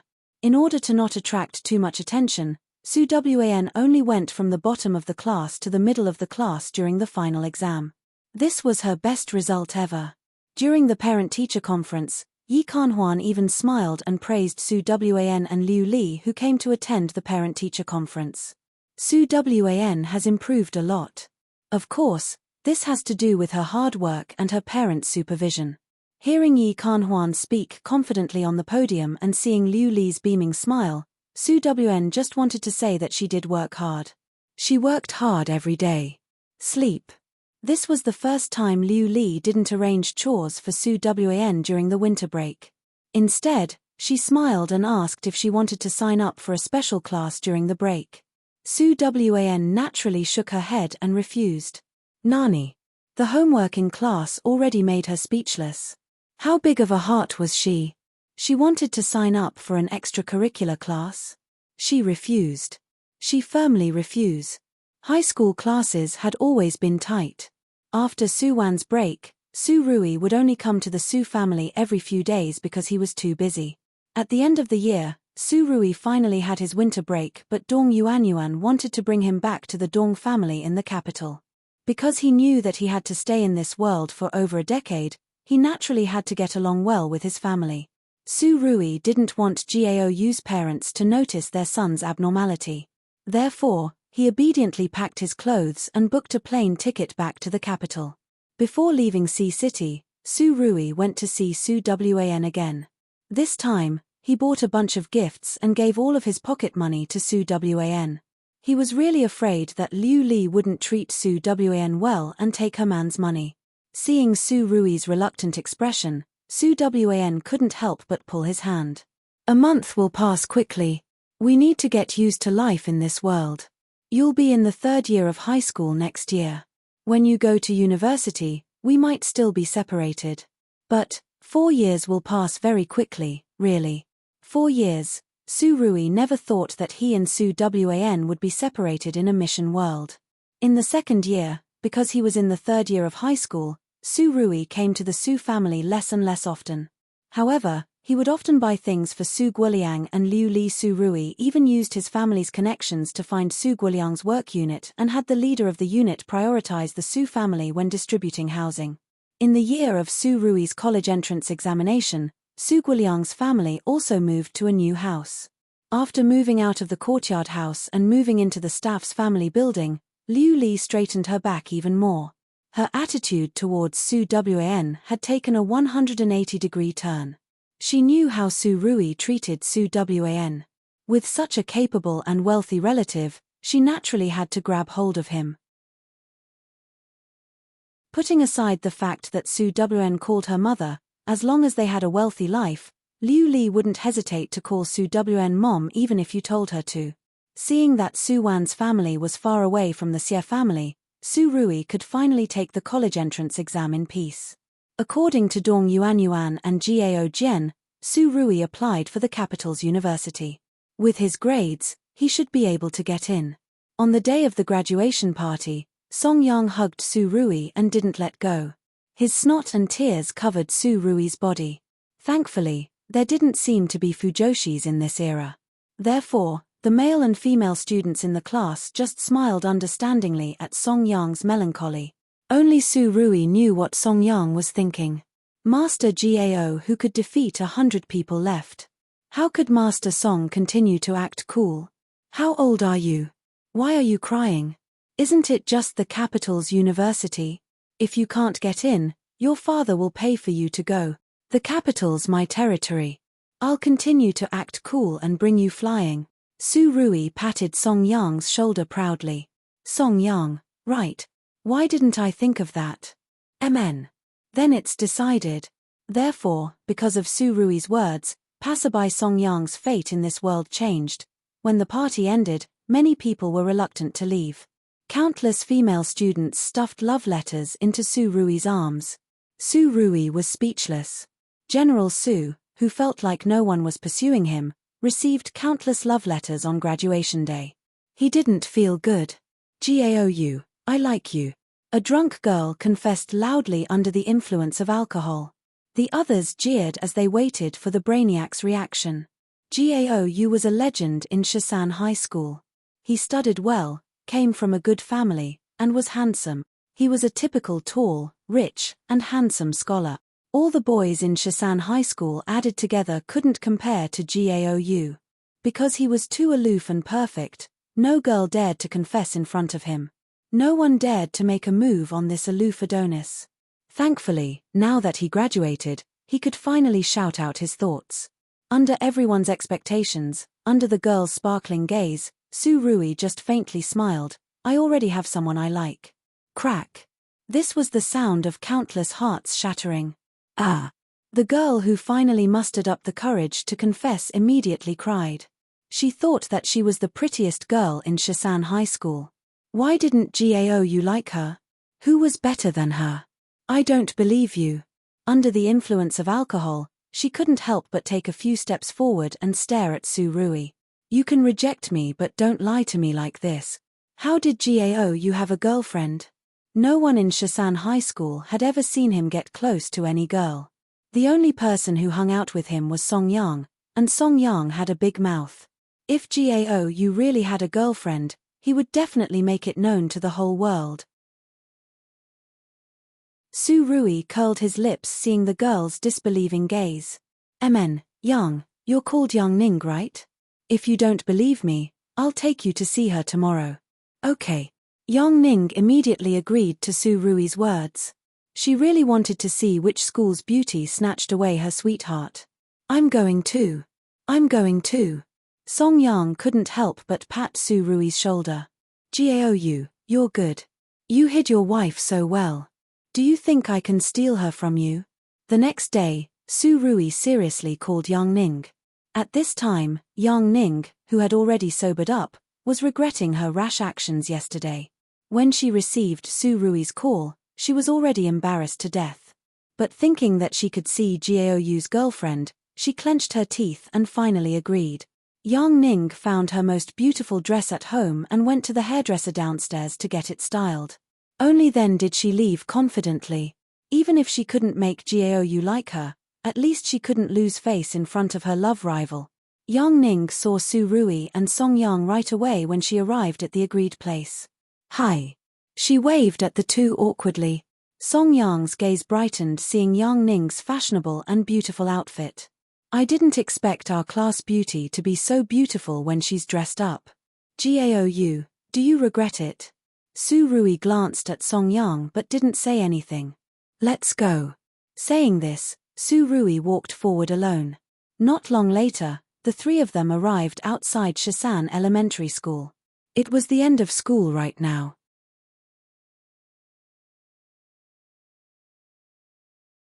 Chapter 368. Did Gao like mature women? Yang Ning was shocked by her own thoughts. Song Yang habitually went to the store to buy 2 lollipops and then 2 bottles of water for Su Rui and Yang Ning. While eating the lollipop, he asked Su Rui, Gao, are we going to pick Xiao Wn up from school first? Su Rui didn't say anything. Yang Ning finally let out a sigh of relief hearing Song Yang's words. So they were here to pick up students from school.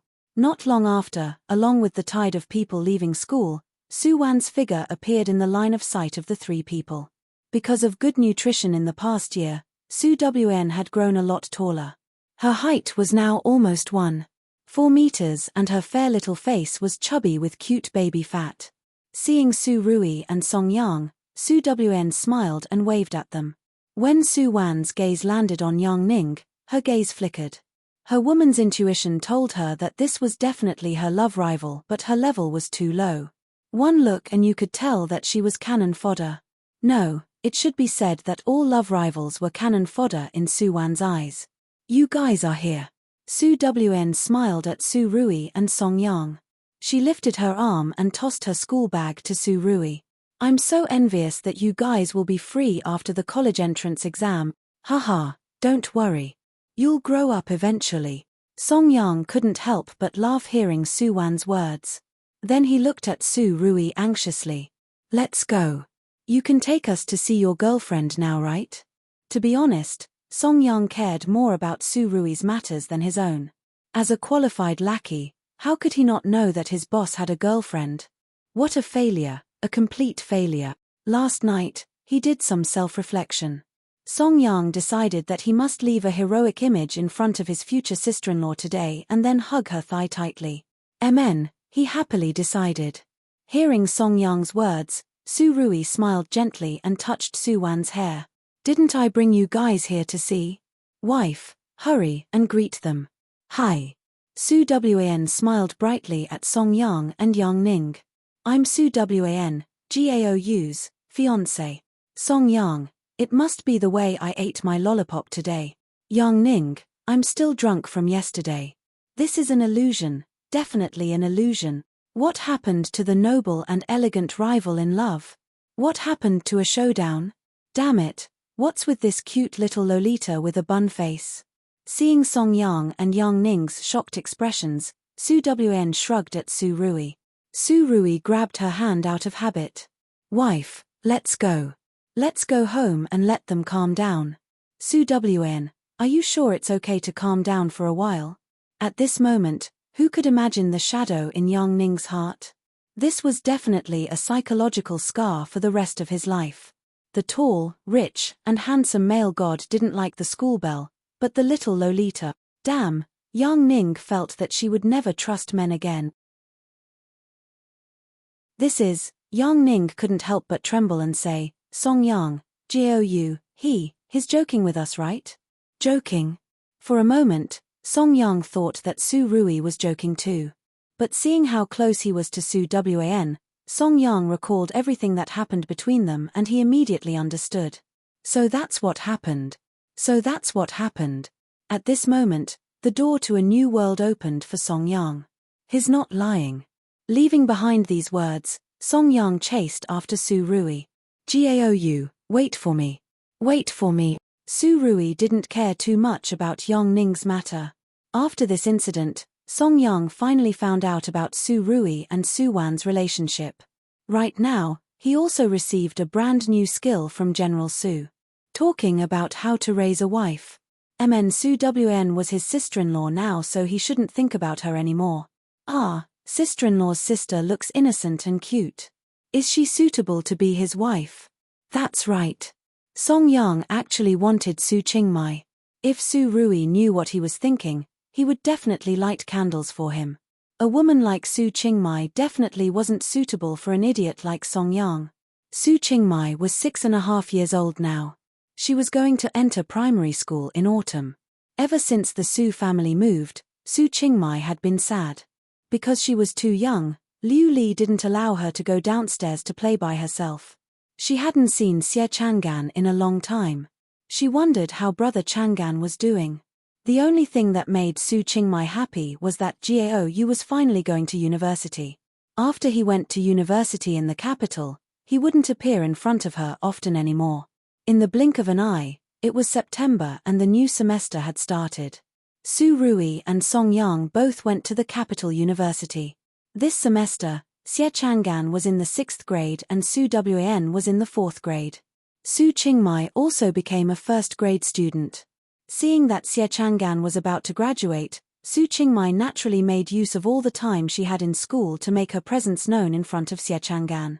On the other hand, Su Wan had calmed down because of Su Rui's departure. Other than listening to class, she was sleeping. Her grades had always been above average too. Yi Kanhuan was happy to see Su Wan slacking off like this. He had already started buying a house near Su family's residential building. Childhood sweethearts naturally had to grow up together.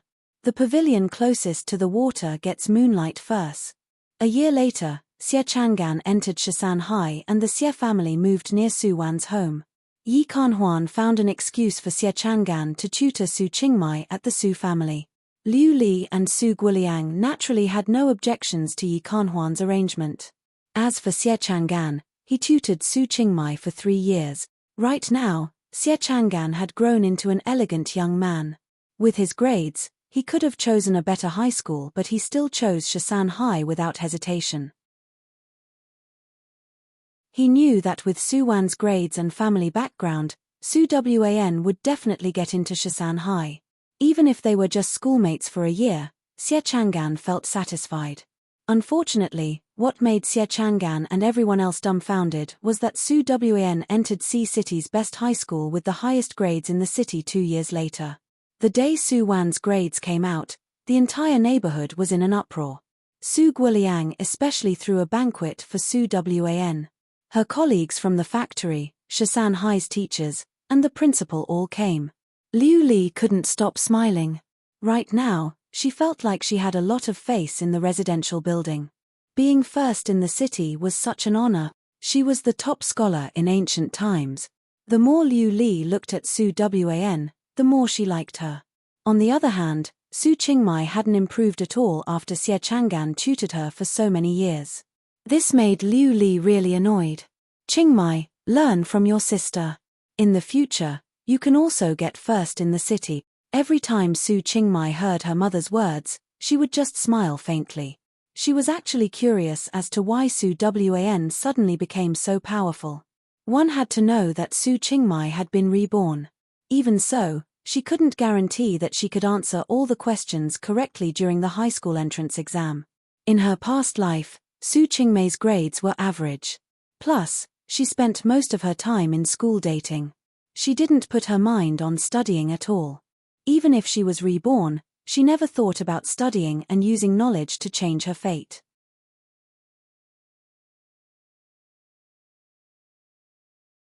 Chapter 369. Su Rui had graduated from the capital university.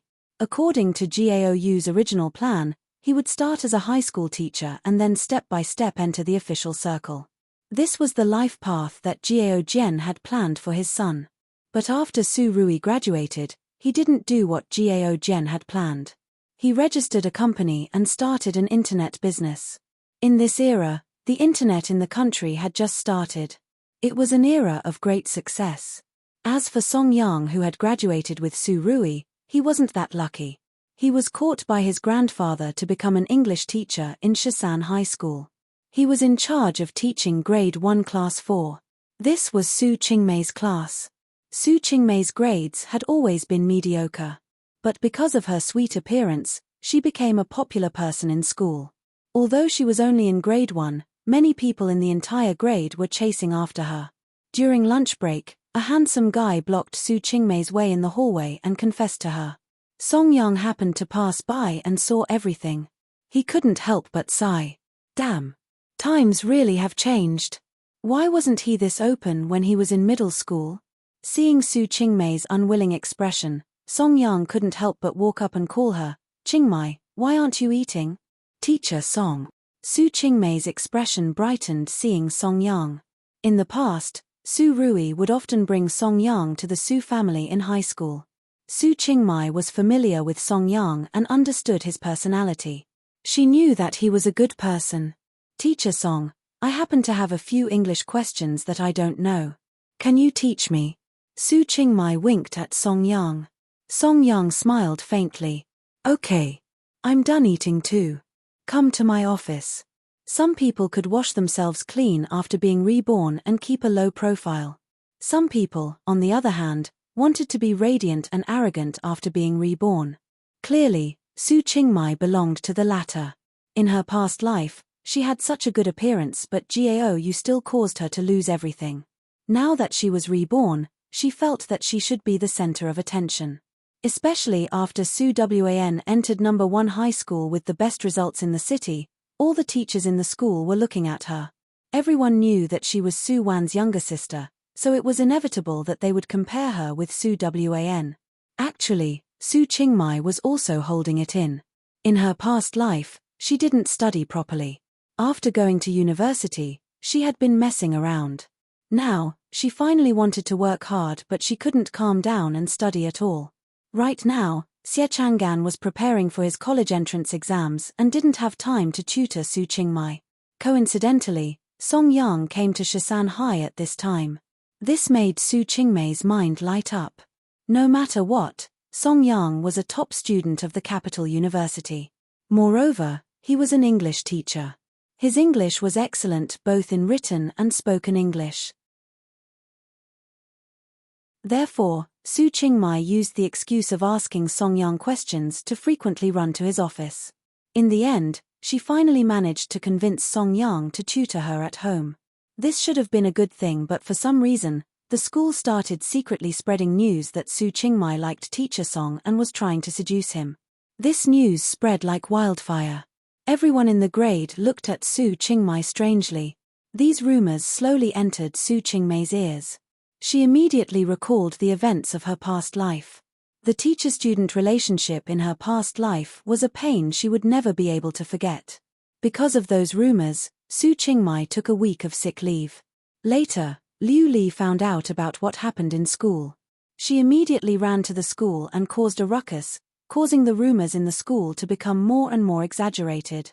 In the end, Su Wn found Su Rui and he used his connections to transfer Su Qingmai to another school. Su Qingmei's new school was the best private school in Sea City. Because of Su Rui, the school didn't charge Su Qingmai extra fees. Su Qingmai quickly adapted to the new environment. No matter if it was her past life or this life, she had never gone to such a good private school since she came from an ordinary family. In this new environment, Su Qingmai got to know friends that she never knew in her past life. This school was a concentration camp for the second generation of rich people and officials. Any random student in the class was either tall, rich, handsome, or beautiful from head to toe. If this was her past life, Su Qingmai would have felt inferior entering a school like this. But in this life, she was someone who had been reborn. Su Qingmai had the mindset of an adult. She used her own way of doing things to make many friends. While Su Qingmai was busy making friends in the noble school, Xie Chang'an welcomed the most important day of his life. The college entrance exam was coming. Before the college entrance exam, the primary and middle schools in the city were on vacation because they needed to take up the exam grounds. Xie Chang'an called Su Wan in advance and asked her to meet at a milk tea shop near his home. When Su Wan arrived, Xie Chang'an had been waiting by the window for a while. Seeing Su Wan's figure, he stood up and waved at her with a smile. "You're here." Su Wan responded and quietly sat across from Xie Chang'an. "I ordered pearl milk tea for you. Do you like it?" From Xie Chang'an's memory, Su Wan really liked that flavor of milk tea. Hearing Xie Chang'an's words, Su Wan glanced at him faintly. "It's okay. I'm not picky."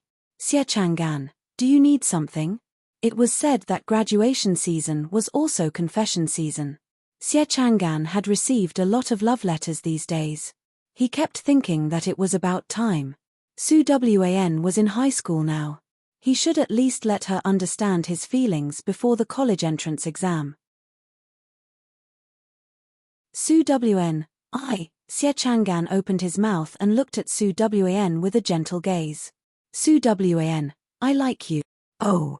Hearing Xie Chang'an's words, Su Wan responded faintly. Xie Chang'an was speechless. "Su Wan, do you like me?" Seeing that Su Wan didn't have any reaction, Xie Chang'an hesitated and asked again. Actually, a few years ago, Xie Chang'an discovered that everyone's life trajectory in this life had more or less changed from his past life. Therefore, Su Wan's attitude towards him was completely different from his past life. He had calmly accepted it a long time ago. However, Xie Chang'an still had one last hope in his heart. Since Su Wan had fallen in love with him in his past life, then he should have a chance to make Su Wan fall in love with him in this life. There must be a chance. "I don't like it." At this time, Su Wan suddenly lifted her head and looked faintly at Xie Chang'an. She uttered these words indifferently. "Don't like it." Xie Chang'an should have expected this. He smiled bitterly. "Then do you like?" "Gao? I do." This time, Su Wan answered without hesitation. "Heh." Xie Chang'an laughed self-deprecatingly. "That's good, that's good. This way, I can apply to a foreign university in peace. Leave this place and go to a place he had never been to before. Start a new and exciting life. God gave him a chance to be reborn. He didn't have to repeat his past life's path, right?"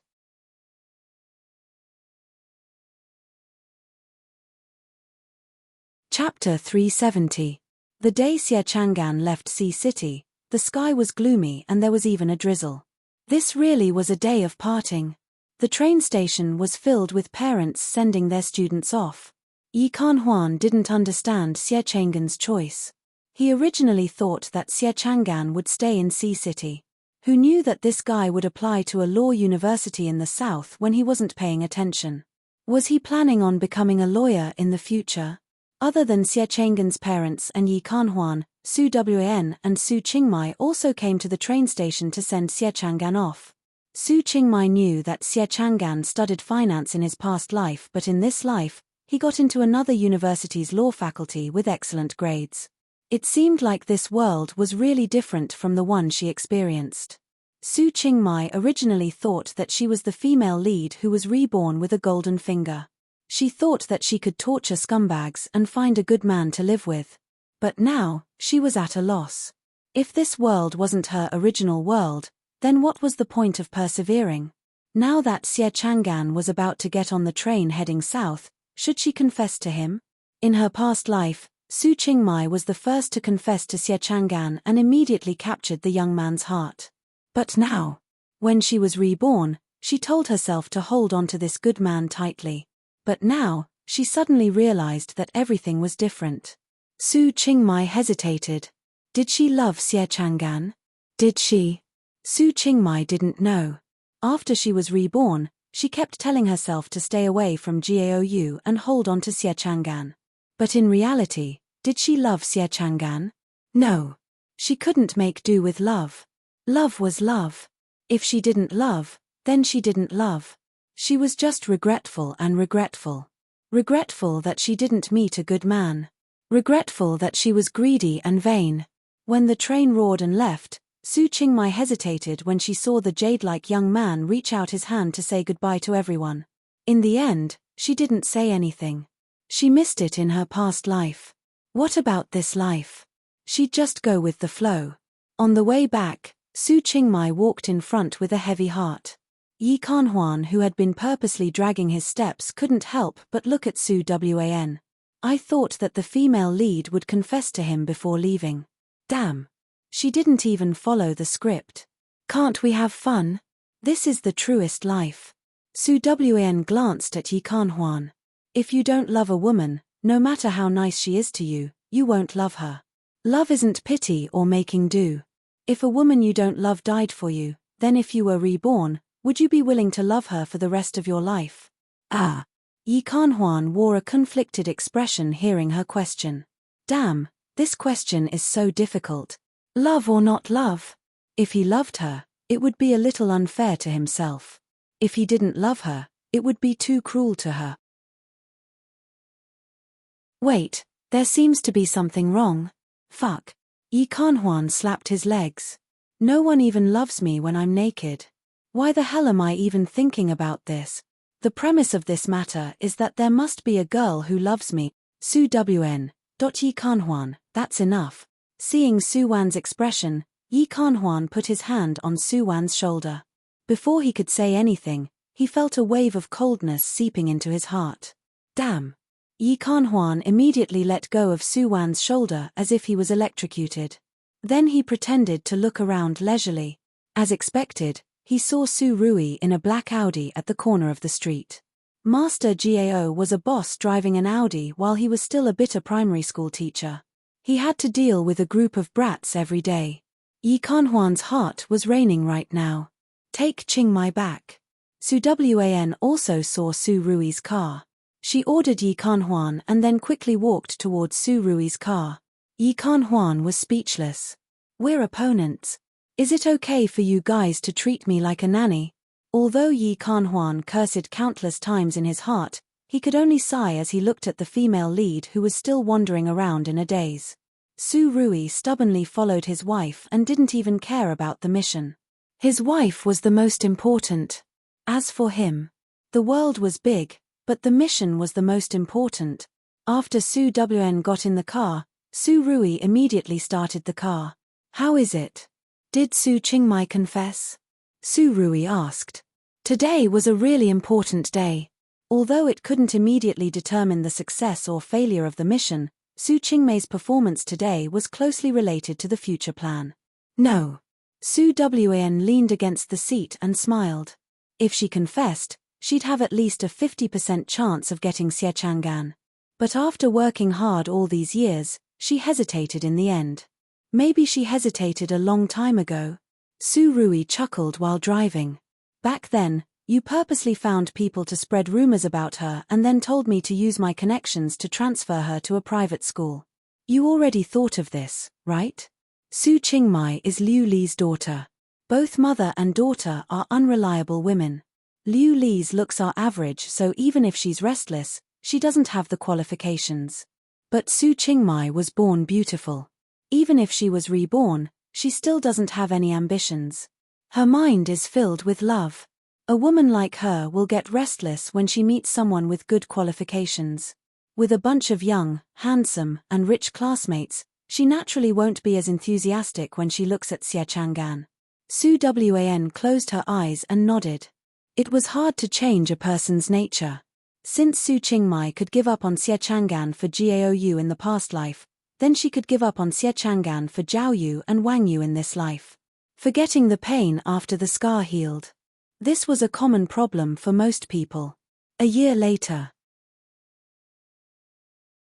Yi Kanhuan was eating with Xie Chang'an when the mission failed notification popped up in his head. At that time, he was completely stunned.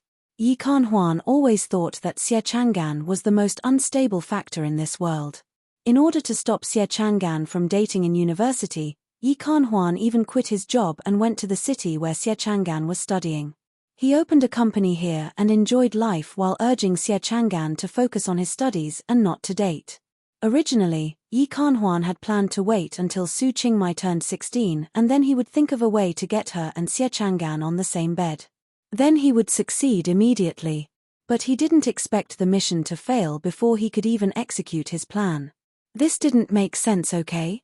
What happened to the supposed reborn female lead pestering her childhood sweetheart male lead? What happened to the touching story of the reborn female lead looking for her true love? Uncle, what's wrong? Xie Chang'an couldn't help but call him, seeing Yi Kanhuan holding his chopsticks in a daze. Yi Kanhuan looked at Xie Chang'an gloomily. Chang'an, tell me the truth. What do you think of Su Qingmai? Childhood friend? She's pretty good.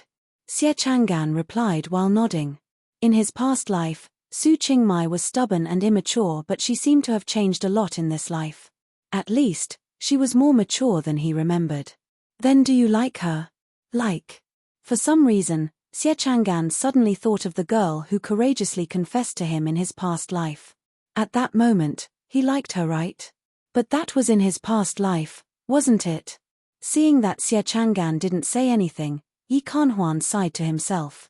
He failed the mission, so why was he still conflicted? So what if Xie Chang'an liked Su Qingmai? Su Qingmai actually fell in love with someone else in this life. As expected, reborn women were unreliable. Right now, Sea City. Su Qingmai and a handsome young man walked hand in hand on the street. It was like a scene from countless romance novels. The young woman and young man strolled hand in hand on the quiet street. Behind them was a low-key luxury car. Right now, Su Qingmai felt sweet inside. The young man was the son of a high-ranking official in Sea City. He chased after her for a year. No matter how cold she was, he didn't give up. Gradually, Su Qingmai was moved by his ferocious attacks. Right now, Su Wan and Su Rui had announced their relationship in front of the Su family. Although Su Guoliang was a bit against it in the beginning, under Su Rui's assurance and after seeing Su Wan's outstanding grades, Su Guoliang still tacitly agreed to their relationship. Liu Li's thoughts were different from Su Guoliang's. She saw that Su Rui opened a company and drove a car. She liked him a lot. Who in the neighborhood didn't know that she had a future son-in-law who was a boss? In comparison, Liu Li increasingly felt that Su Wan was more promising than her biological daughter, Su Qingmai. Young Master Yang had chased after her multiple times, gifting her cosmetics and high-grade tonics. Her daughter didn't know what was good for her and didn't even want to be friends with him. Although she was young and started dating early, she couldn't miss out on a good man. As long as she had a bottom line, Liu Li approved of her daughter dating those young masters. Therefore, under the other party's offensive and Liu Li's instigation, Su Qingmai finally decided to date Yang Ming. The two were attached to each other when they first got together. Because Yang Ming's father's position was higher than Jiao Jian's, Su Qingmai felt that she could finally hold her head high in front of Su Wan. Unfortunately, good times didn't last long. After the two had been together for half a year, the hot-blooded Yang Ming didn't plan on continuing to be a monk. He wanted to be intimate with Su Qingmai. Su Qingmai, who had been hurt in her past life, naturally resisted this kind of thing. In the end, the two parted on bad terms. Not long after, Yang Ming found a new girlfriend. Plus, he told everyone in school that he had slept with Su Qingmai and that he didn't want her. Su Qingmai was furious when she found out that she was broken up. Then, she heard Yang Ming slandering her. Su Qingmai went crazy. She rushed to Yang Ming's class to reason with him, but Yang Ming had a lot of power in the school. Su Qingmai wasn't his match by herself at all. Just when she thought that she was going to drop out of school under everyone's disdain, Yang Ming suddenly dropped out of school because of his injuries. Not only that, he even went to the Su family to apologize to Su Qingmai with his injuries. Plus, everyone's opinion on Yang Ming and Su Qingmai's matter had changed in an instant. Up until Yang Ming's family left Sea City did Su Qingmai find out that the person who settled this matter for her was Jiao Yu, the person she had been avoiding. Why did you help me? Su Qingmai found Su Rui with complicated feelings after finding out the truth. I didn't help you. I just don't like scum. Su Rui looked at Su Qingmai calmly. Of course. You're Su Wan's sister and in the future, you'll be my sister too. You can think of it as me helping you. Su Wan. Was it because of her sister again? Su Qingmai suddenly recalled the scene of her lying on the hospital bed in her past life. Why did you help me? She had asked Xie Chang'an this too. How did Xie Chang'an answer then? You're Xiao Wan's sister, so you're my sister. Of course I have to help you. Xie Chang'an had said it clearly that he was doing it for her sister. But she, on the other hand, had thought that he had helped her because he still had feelings for her. How funny was that? At this moment, Su Qingmai finally recognized the reality. No matter if it was her past life or this life, she was a failure. God gave her a second chance. She was already the lucky one among millions of people, but she still repeated the same mistakes. Was it because he had always met bad people, or was it because he had eyes but failed to see? Su Qingmai still had a long life ahead of her. What should she do in the future? Su Wan and Su Rui didn't know and didn't want to care. They finished their mission and started to leave this world.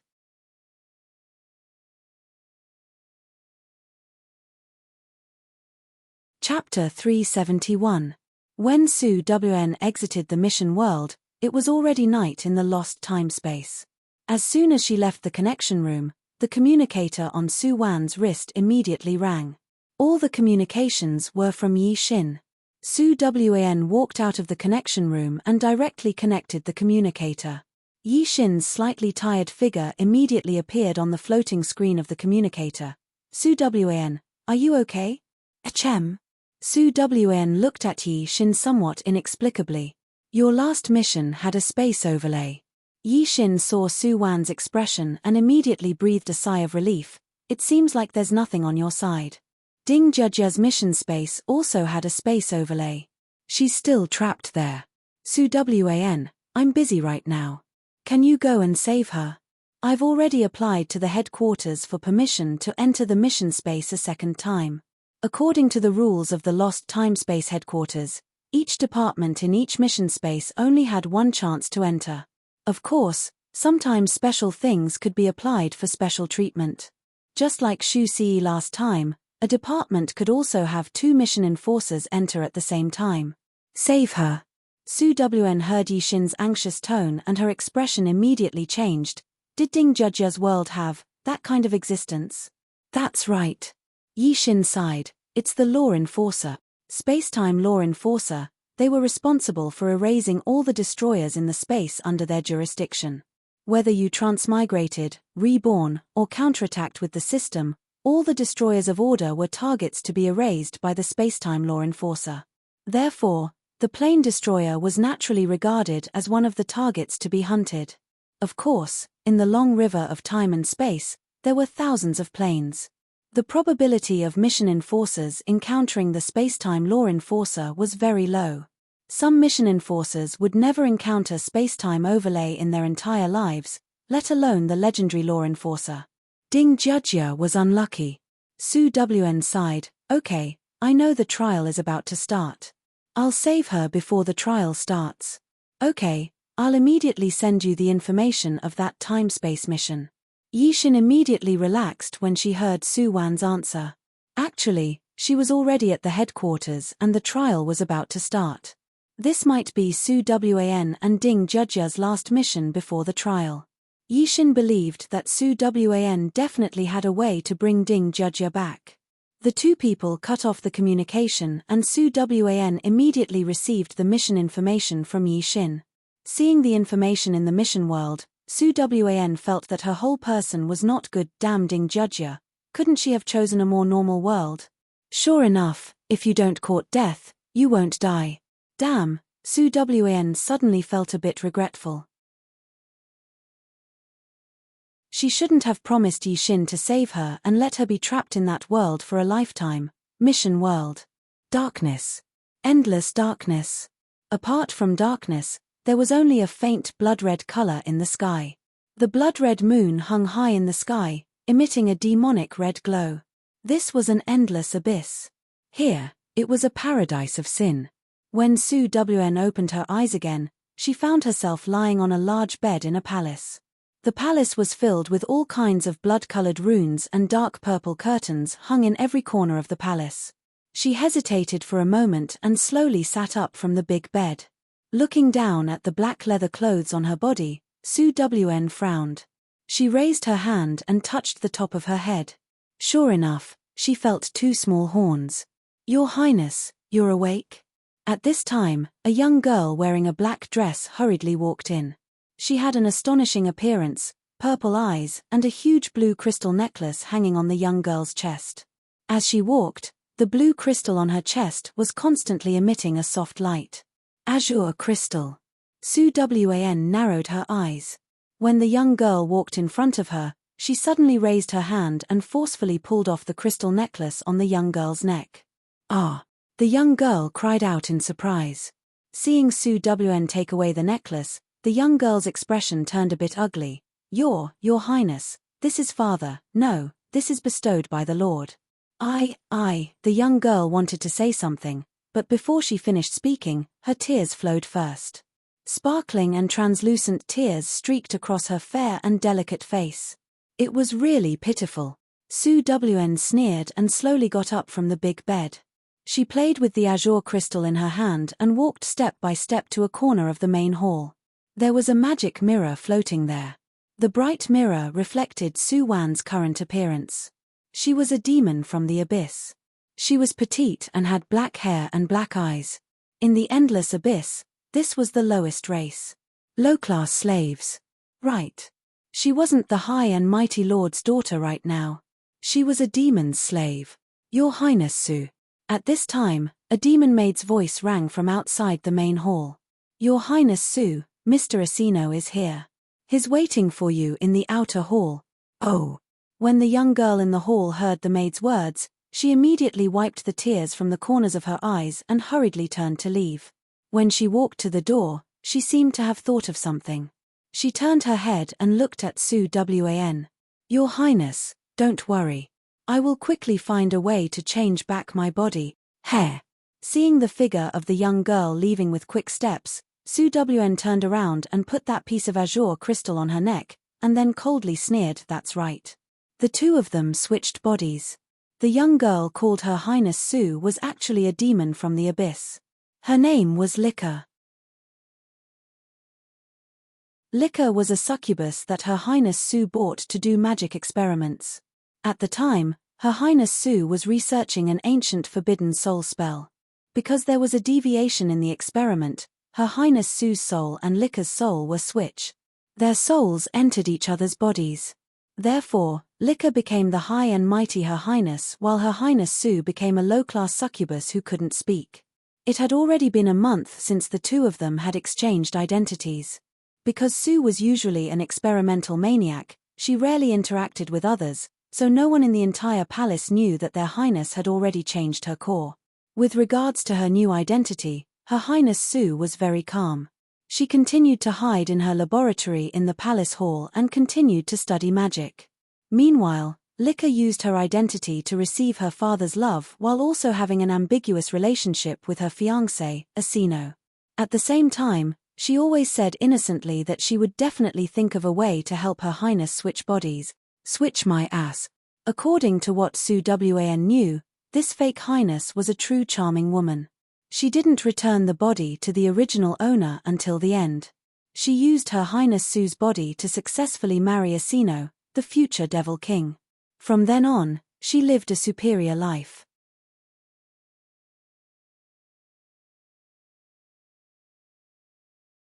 Chapter 372. After Lika left, Sue Wan turned and entered Her Highness Sue's laboratory. The laboratory was in the dark room of the palace. There were magic lamps hanging in the room and all sorts of experimental equipment were placed in the laboratory. Sue Wan followed the original body's memory and found some useful things in the pile of experimental materials. Then she immediately threw herself into a new experiment. Not long later, Sue Wan created a bottle of dark blue magic medicine. Sue Wan smiled faintly looking at her work. She tilted her head back and drank all of the medicine. Blue light flickered in her eyes.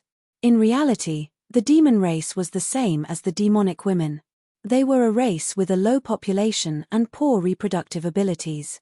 Plus, they were born with innate talents that no one could compare to. The demonic women could use their bodies as weapons to confuse anyone. As for the demon race, their weapons were their voices. The demon race's voices were naturally charming and could make people hallucinate. If used well, the destructive power of their voices was really strong. Therefore, all the succubi that appeared in the market were sealed. After they were captured, there would be specialized demon mags using sealing techniques to seal their innate skills. Therefore, all the succubi slaves could not speak. But this little trick wasn't worth mentioning to Her Highness Sue. She could create a medicine to remove the seal at any time and restore her voice. But in the original plot, Her Highness Sue didn't care about this small matter. She had been immersed in her magic and alchemy world.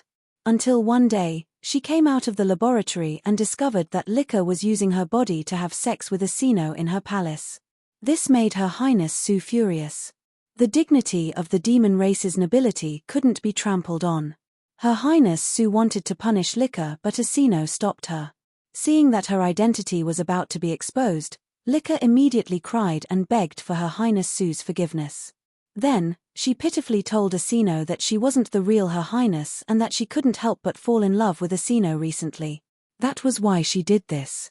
After knowing the truth, Asino didn't hurt Lika. Instead, he imprisoned Her Highness Sue in the secret room and used magic to seal the exit of the secret room. It turned out that Asino already had the ambition to take over Stankodo's territory. He had purposely befriended Her Highness Sue to gain Lord Stankodo's trust and slowly take over his territory. Now that Lika's identity was exposed, Asino immediately had a new plan. He imprisoned the real Her Highness Sue and then worked with Lika. Finally, he successfully commanded his demon army to invade Baker City and became the new overlord here. At that time, the flames of war were everywhere, and the entire Lord's mansion was filled with mournful wails.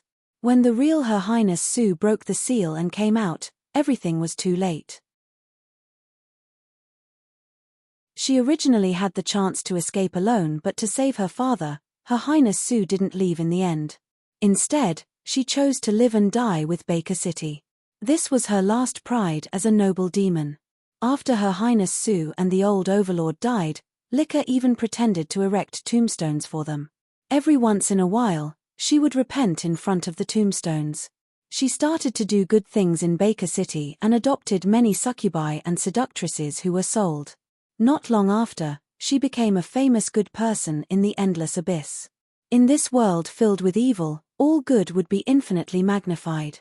Those low-level demons who struggled bitterly at the bottom of the abyss all saw this overlord's wife as their spiritual leader.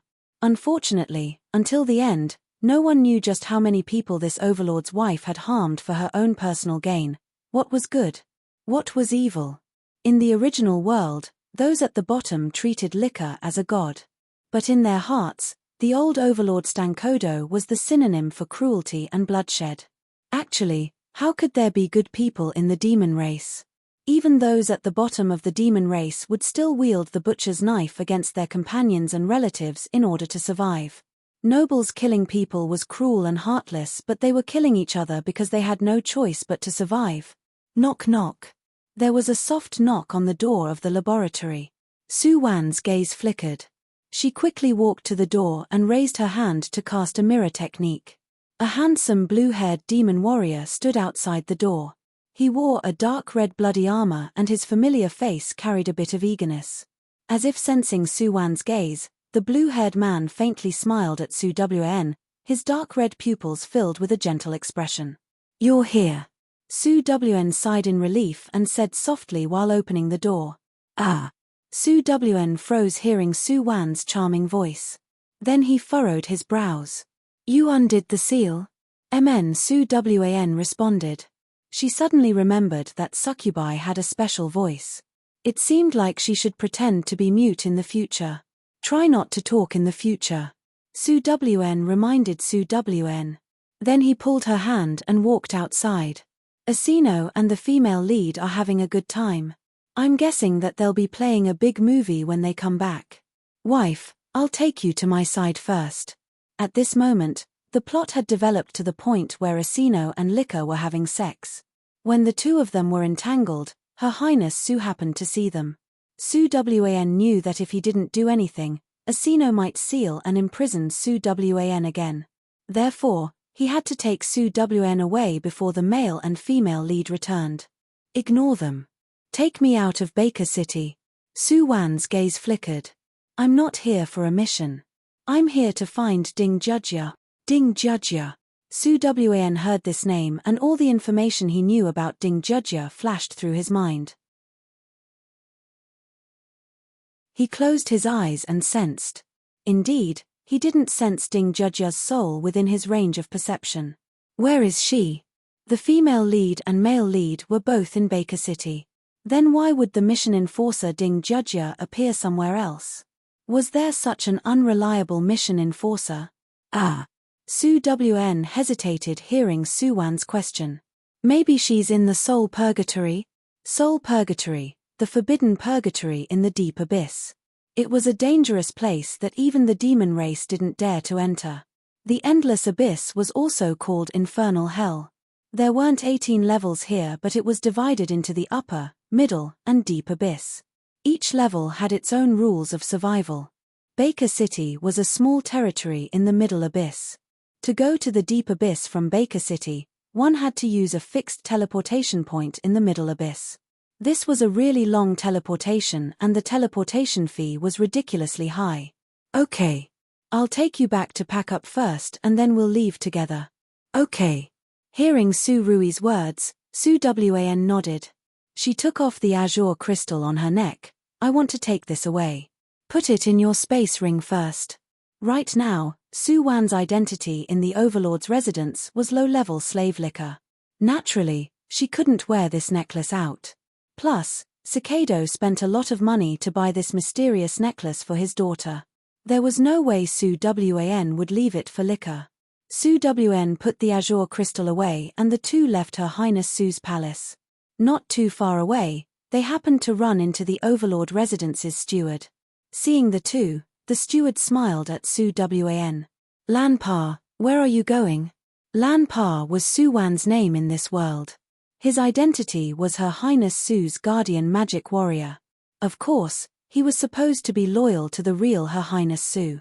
Unfortunately, Lan Pa had been kept in the dark and had been loyal to Liquor, who pretended to be Her Highness Su.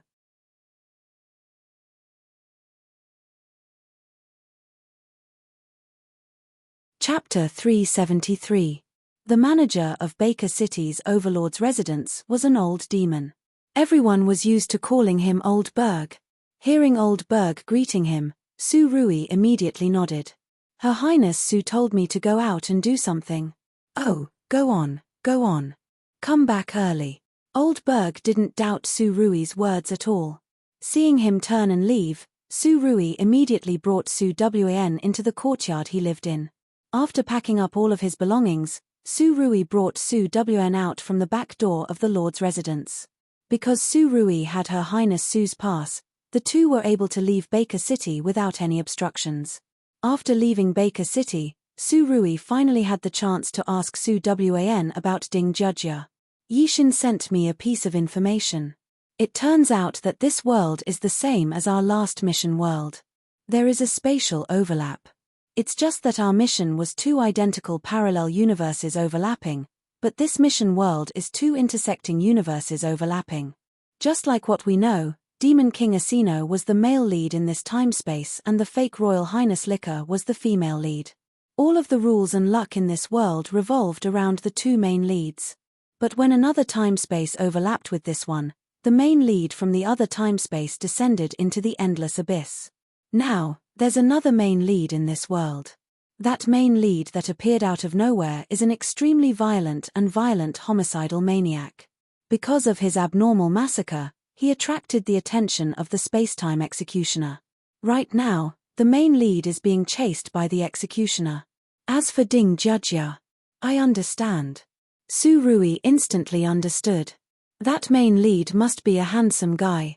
Therefore, Ding Jujia couldn't change her nature and ran away with the handsome guy. But this handsome guy was the executioner's target. One could imagine Ding Jujia's current situation. She must be in a terrible situation. Damn. In short, it's all because of her loss. Su Wan shrugged helplessly. That's it. According to the SOS that Ding Jujia sent to the headquarters, she was last seen in the deep abyss Soul Death Purgatory. Soul Death Purgatory. Su Rui was dazed for a moment. Then he looked at Su Wan speechlessly. Wife, can you use your mental power to communicate with me? Damn. Su Wan's voice was too magical. Ah. Su Wan couldn't help but smile. Then she used her soul power to communicate with Su Rui. Although Su Wan and Liquor swapped bodies, Her Highness Su had originally majored in alchemy and soul magic. Therefore, her mental power and soul power weren't affected at all. On the contrary, because demons were born with bodies that were different from normal people, Su Wan's mental power was even stronger than her original strength. When Liquor discovered that the real Her Highness Su and Lan Pa were missing, it was already the next day. That's right, she had been rolling in the sheets with the male lead yesterday. Rolling here and there, and before she knew it, it was already the next day. After discovering this, Liquor was terrified. Did Lan Pa already know her identity? Although Liquor hadn't lived in Her Majesty Su's palace for long, she knew Lan Pa too well. He was definitely Her Majesty's loyal dog. Even if the sky fell, he wouldn't leave Her Majesty Su. And now, Lan Pa had disappeared, and with him, Her Highness Su, who had turned into Rebecca, had also disappeared. Your Highness, should we send people to capture Liquor? The maid on the side couldn't help but suggest. No. Liquor quickly denied the maid's words. If she brought Lan Pa and Her Highness back, wouldn't her identity be exposed? She would definitely die. She would definitely die. Liquor didn't want to die. Plus, thinking of Asino's gentleness and love, Liquor felt like her heart was about to melt. Her Highness Su only knew how to study magic and her brain was filled with alchemy. She didn't know what love was at all. She also didn't know how to cherish a good man like Asino. Since she left, then let her be. Right, the endless abyss was vast and boundless. Perhaps Her Highness Su had wanted to go out and take a look a long time ago but just didn't have the chance. Since she left with Lan Pa, she probably wouldn't be able to come back for 3 to 5 years. Even if she came back in the future, maybe she and Asino would have gotten married and left Baker City already. Thinking of this, Liquor's emotions gradually calmed down. Don't tell anyone about Liquor's disappearance. Also, I sent Lan Pa out to do something. He'll be gone for a long time. Go ask Old Berg to help me choose a magic warrior guardian. While Lan Pa isn't here, Let someone else take his position. The maid heard Licker's order and immediately nodded respectfully. Yes, Your Highness. Just like that, a low-level slave girl's disappearance and a magic warrior's departure didn't attract much attention from the Overlord's residence. Right now, they had changed their clothes and arrived at the teleportation point of the middle layer abyss. Many people gathered here, wanting to go to the deep layer abyss to earn money. That's right. The deep layer abyss represented slaughter and danger. Similarly, it also represented endless opportunities and wealth. If the middle layer abyss was a world where nobles enslaved people, then the deep layer abyss was a cruel and bloody world where people ate people and demons killed demons. Many people queued up to go to the deep layer abyss every day. Most of them couldn't stay in the middle layer abyss anymore and wanted to go to the deep layer abyss to find opportunities. There were a few hundred of them leaving every day. In the end, only a few could return alive. Of course, in addition to the demons at the bottom of the hierarchy, there were also some aristocratic children who would bring a large group of followers and a large number of protective scrolls in order to seek excitement in the deep abyss. These people were all bored to the point of having fun. At this time, other than Su Rui who was wearing luxurious armor, there was also a young man wearing a silver robe. That man had a feminine and seductive face and a large group of followers followed behind him. Right now, he was looking around in boredom. Not long after, he discovered General Su who stood out from the crowd and had an outstanding temperament. The man's gaze brightened. Then he quickly walked to Su Rui. Brother, how should I address you? The androgynous voice made General Su inexplicably have goosebumps all over his body. Seeing that Su Rui ignored his question coldly, the man wearing the robe smiled and continued, I'm Belia from Wayar City. You look like you're going to the deep layer abyss for sightseeing, right? Why did you only bring an abyss enchantress? What did he mean by only one? Su Rui's eyes flickered coldly hearing Belia's words. Su Wan also looked at him with an unfriendly expression. Feeling the familiar spiritual fluctuation from Belia, Su Wan smiled inside. No wonder he was so ostentatious. He was a hell mage. In the deep layer abyss, other than the talents of different races, most people were either warriors or mags. Mags were split into necromancers, hell mags, and demon mags.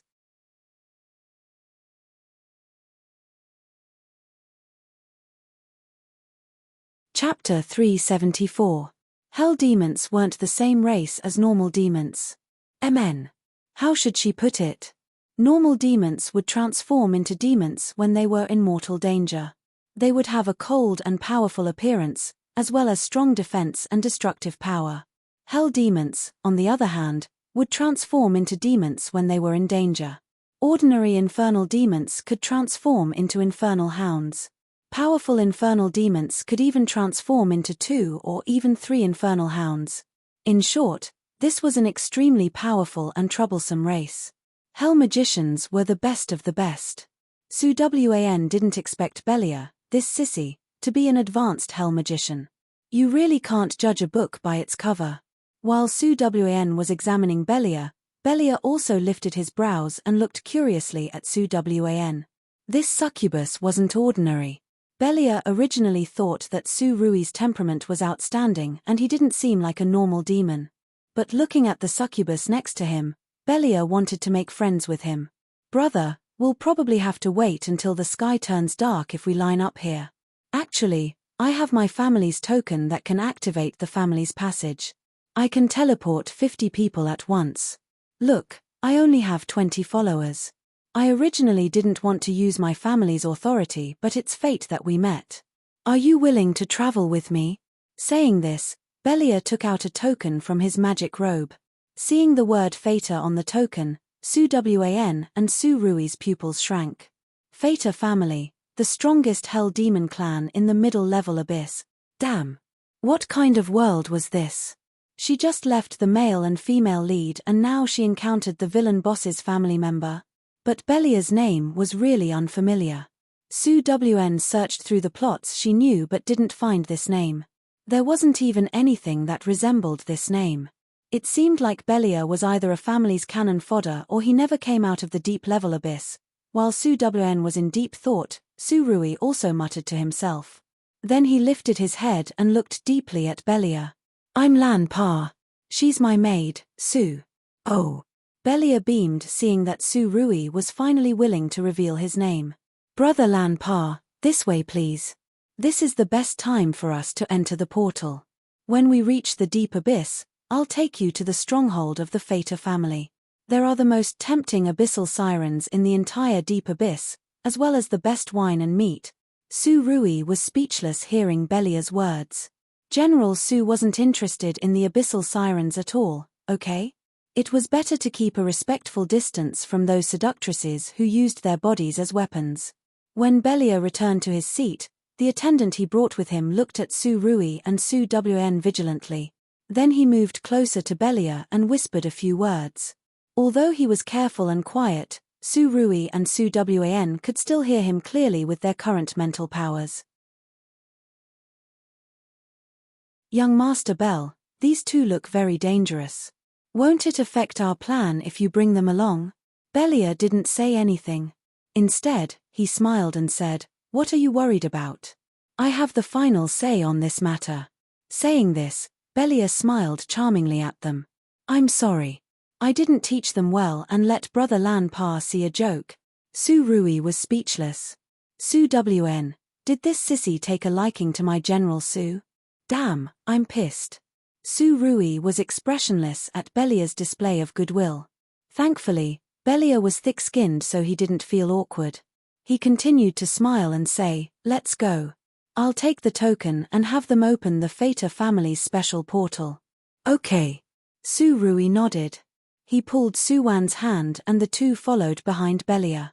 The group entered the teleportation formation smoothly. Plus, they didn't even need to pay the teleportation fee. When the surroundings of the transmission array lit up with brilliant light, Su Wn only felt that her eyes were blurred and the surrounding air seemed to be distorted. Fortunately, Surui had been holding her hand.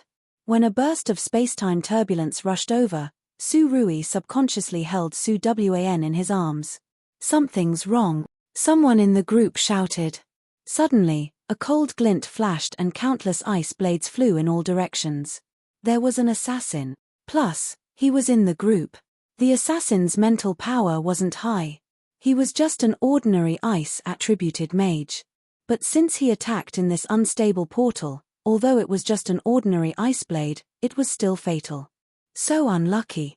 Surui was speechless, feeling like he was caught in the crossfire. No wonder Belia wasn't in the plot that he and Su Wn knew of. He really was cannon fodder. The portal was halfway through. Surui could feel that they had arrived at the deep layer of the abyss. He couldn't help but hug Su Wn and whisper in her ears, I can use my spiritual power to break the spacetime whirlpool, but I can't guarantee that we can land safely. It's okay. Su Wan used her spiritual power to communicate with Surui in her mind. When I was refining, I left behind several teleportation magic scrolls. After we get out, I'll immediately use my spiritual power to activate the scrolls. We can continuously move until we find a safe place to stay. Okay. Getting Suwan's answer, Surui immediately relaxed. He gathered the internal energy and spiritual power in his body on the warrior sword in his hand and then suddenly waved it. The entire transmission array immediately shook violently and a small gap was broken open. Facing the whistling airflow, Surui held Su Wan and jumped down without hesitation. At that critical moment, a black shadow suddenly sprang onto Suwan's body. Su Wan didn't have time to think. She concentrated her mental power and activated the teleportation scroll in midair. The first time she moved, there were man-eating monsters all around her. Su Wan didn't dare to stop and immediately activated the second time. In the end, she fell into a pile of skeletons. Damn. Third time, fourth time. After using 5 scrolls, Su Wan and Surui finally landed safely in a seemingly calm mountain forest. MN. To be precise, it wasn't just the two of them. It's dirty. Get down. Su Wan looked at a certain hell dog lying on her body and communicated with it with her mental power in dissatisfaction. Ah. Belia, who had turned into 2 hellhounds, immediately jumped down from Suwan's back. "Why are you so fierce? You scared me." "Fuck, shut up." "I'm not going to shut up.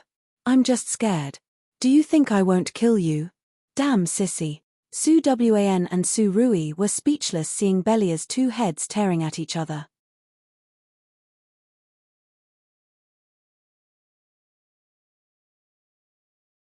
Chapter 375.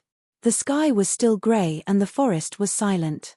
Belia had returned to his human form. He finally calmed down and stood silently behind Su Wan and Su Rui. His eyes were closed as if he was sensing something. A gentle breeze blew through the forest, and the air carried a faint, almost undetectable smell of decay. "This is..." Su Rui and Su Wan looked at each other and both of them were secretly on guard. "Shit." At this time, Belia also opened his eyes in a panic. He felt that aura. "Hurry. We've entered the deep layer abyss dead spirit forest." Hearing Belia's words, Su Wan immediately took out the last teleportation scroll. But before she could chant the incantation, the scroll in her hand suddenly started burning. The white flame exuded a strange and cold aura. "Let's go." Su Rui rushed to the front. The moment the three people moved, the originally flat grassland suddenly shook violently. From the black soil with weeds, pale arms stretched out. The bony palms had sharp nails. Looking around, the entire forest was filled with ghost claws. They swayed and slowly broke out of the soil. This was definitely more shocking than the zombies at the end of the world. Rotten and smelly corpses gradually crawled out of the soil. They swayed and instantly surrounded Su Rui and the other two. "Damn, so disgusting." Belia's expression changed. As he spoke, he took out his magic staff from his spatial ring. Hell's Lotus. Red snakes of fire danced out. Under the flames that filled the sky, the swaying corpses began to wail incessantly. The ear-piercing screams pierced through the sky of the mountain ridge and spread far away. Those sounds, Su Wan sharply felt that the screams weren't normal wailing. They seemed to be sending a message far away. Were they asking for help? Su Wan immediately took out a few magic talismans from her bosom and scattered them in front of her. Those magic talismans immediately turned into specks of starlight and sank into the ground. Immediately, a transparent magic barrier formed above the entire area, isolating everything from the outside world. Magic protection. Belia looked at Su Wan strangely. "You're an alchemist." Belia had his suspicions ever since Su Wan took out the teleportation talismans like she didn't care about money. Now that she was so proficient in using magic talismans, he couldn't help but ask in astonishment. Su Wan didn't answer Belia's question. Instead, she lifted her chin and signaled Belia to pay attention to his back. "Behind me, her?" Belia turned around and saw a disgusting rotten corpse pouncing at him from behind. "Disgusting. Disgusting." While Belia was complaining, a sword light flashed. Su Rui had already split the zombie in front of him in half. The dark green liquid splashed out, splashing all over Belia. "Belia, ah!" Someone's earth-shattering scream came from inside the magic shield. "Roar!" What responded to him was an even more shocking roar that came from another direction. "This is Infernal Demon King." Through the transparent magic shield, Su Rui stared at the huge figure striding over from afar.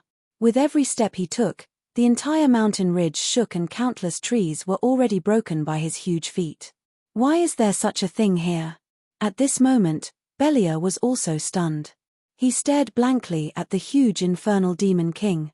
There seemed to be two figures sitting on his shoulders. That's, a man wearing a black robe sat on the Infernal Demon King's shoulders. The black hat covered his face, only revealing his thin and fair chin. In his arms, a beautiful and coquettish abyssal siren was leaning against him. Necromancer, mage. As they got closer, Belia smelled the strong scent of death and decay coming from the man. So all the zombies in the forest of the dead were his subordinates. While Belia's expression was solemn, Su Rui slowly put away his sword, speechless as he looked at the eye-catching duo. "It's Ding Judja." Su Rui was using his mental power to communicate with Su Wan. Su Wan couldn't help but glance at Ding Jujia. That's right. She remembered Yi Xin saying that Ding Jujia's identity in this world seemed to be a demonic woman. Of course, she wasn't an ordinary demonic woman. She was a mutated demonic woman and possessed extremely powerful attacks. While Su Wan was looking at Ding Jujia, who was in her man's embrace, was also looking at them. Damn! Isn't that my Adonis? Though Ding Jujia had never seen Su Rui before, she spent a lot of points on the market to purchase a lot of his information.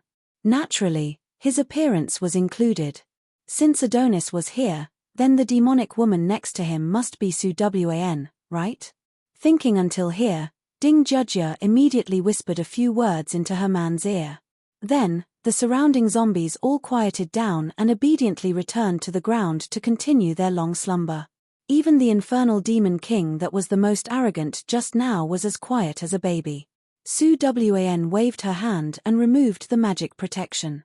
Then she walked forward and stared at Ding Jujia's eyes, communicating with her using her mental power. Ding Jujia, I'm Su Wan. I'm Su now. What's the situation here? Su. Ding Jujia's gaze flickered.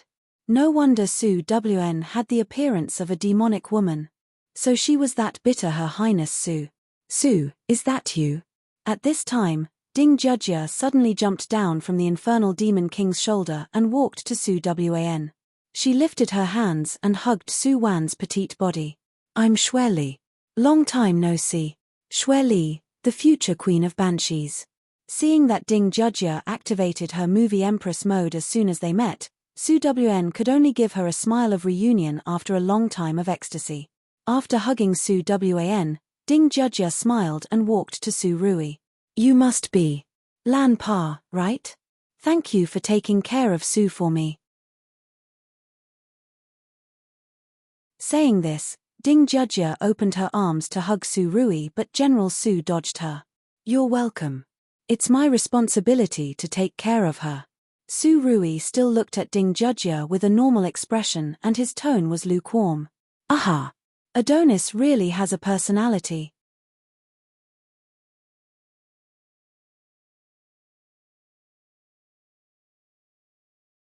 Chapter 376. Hearing Ding Jujia's question, Belia seemed to have forgotten that he was in a sorry state. He lifted his eyes charmingly and answered arrogantly, I'm Belia, the third successor of Feta family's 10th generation. Feta family's successor? Ah. Wasn't he the villain family that was used as cannon fodder? Ding Jujia looked at Belia, her gaze flickering. She didn't remember such a person in Feta family. Could it be? Ding Jujia's gaze flickered. She smiled and nodded at Belia. Hello. I'm Xue Li. Saying this, she turned and waved behind her. Darling, hurry and come down. Hearing Ding Jujia's words, the man sitting on the infernal demon king's shoulder fluttered and jumped down. At this moment, a light breeze blew away the black hat on the man's head, revealing a head full of jet black hair and eyes. The flawlessly handsome man looked at Ding Jujia with a gaze filled with gentleness. Wow! Ding Jujia had good taste. Su Wan couldn't help but touch her chin as she looked at that exquisitely carved and unparalleled handsome face. Ahem. Su Rui immediately coughed and then Su Rui's voice rang in Su Wan's mind. Wife, did I look good? Do I look good or him? Su Wan was speechless. Of course, you look good. Su Wan couldn't help but reply. Actually, she wanted to say that the two couldn't be compared at all. No matter how good-looking other men were, they couldn't compare to her General Su. Of course, she wouldn't tell Su Rui this. Otherwise, a certain someone would be cocky. Su. At this time, Ding Jujia pulled Su Wan's hand with a smile and pulled her in front of the man in the black robe. This is Frank. He's a sage-level necromancer. Sage-level? Su Wan nodded at Frank, hearing Ding Jujia's words. People with the protagonist's halo were amazing. He was actually a sage-level necromancer. Nani. He could kill a bunch of people instantly, okay? Even the original male lead of this world, Asino, would be killed instantly in front of him. However, the powerful male lead was being chased by a spacetime executioner.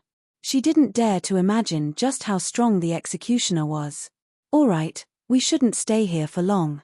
After Ding Judgya introduced them, Franks muttered and whistled. The infernal demon king immediately lowered its huge and ugly body. Come on up, I'll bring you to our stronghold. Saying this, Frank carried Ding Judgya and jumped up. Su Rui wasn't slow either. He held Su Wan's waist with one hand and the two sat together. Belia stood on the spot with a look of disdain. This guy was too ugly. Too ugly. This young master doesn't want to sit. Absolutely not. You're not coming up. At this moment, Ding Judgya, who was on the infernal demon king's shoulder, smiled and looked at Belia. Are you really not coming up? Ding Judgya whispered something into Frank's ear as she spoke. I don't. Belia, who was on the ground, opened his mouth, but before he could finish speaking, the infernal demon king suddenly lifted his leg and stomped on Belia's body. Damn! Belia immediately dodged and then stared coldly at Ding Judgya. Ugly woman, what are you doing? Ugly woman? Ding Judgya gritted her teeth but she wore a faint smile. Sorry, my foot slipped. Slip my ass. Belia widened his eyes and looked at the messy surroundings. Then, he lowered his head and looked at his dirty robe. In the end, he raised his hand and took out a dozen storm talismans from his spatial ring. You guys lead the way, I'll just follow. Ding Judgya was speechless. What's with the act? Damn sissy. Me. Darling, let's go. Ding Judgya whispered into Frank's ear. Immediately after, the infernal demon king walked out of the forest with large strides. Along the way, there were white bones everywhere they went. The Dead Soul Forest was the dead's paradise. If it weren't for the infernal demon king, they would have been surrounded by a large group of dead souls and corpses. The group walked for around an hour before they finally arrived at a gathering place of the demon race. This was a run-down small city. It didn't even have a good city gate. The moment they entered, they could see many members of the Abyss walking back and forth. Blood was everywhere on the streets. Some demons were fighting over prey, while others were fighting over women. There were even a few demons from hell who were openly having sex with several sirens of the Abyss on the street. This was the deep layer of the Abyss. There was no order here. Everything was based on strength. There were no morals or ethics here. There was only endless killing. The infernal demon king was Frank's possession. He was the strongest person in this stronghold. When the people on the street saw the infernal demon king, they all subconsciously made way for him. The people who had just killed couldn't help but put away their weapons and dragged the corpses far away. Seeing the chaotic streets, Su Rui's expression didn't change but he kept talking to Su Wan. Wife, can you not take on missions like this in the future? It looks disgusting. I don't want to either. Su Wan was depressed too. When Yixin spoke, Su Wan didn't know that Ding Judgya would enter a mission like this. Plus, abyssal demonesses were said to like NPCs the most. She felt drunk just thinking about it. The group arrived at Ding Judgya and Frank's residence without any obstructions. The courtyard they lived in was pretty nice. Belia went to find a place to shower first while Ding Judgya brought Su Wan and Su Wan into her bedroom. Franks waved his hand and set up a magic barrier. Su Wan, Su Rui, Franks knows my identity. Ding Judgya called Su Wan and Su Rui's names right away. Su Wan and Su Rui weren't surprised to hear this. Su Wan remained silent while Su Rui looked coldly at Franks. Can you tell me about you? About me?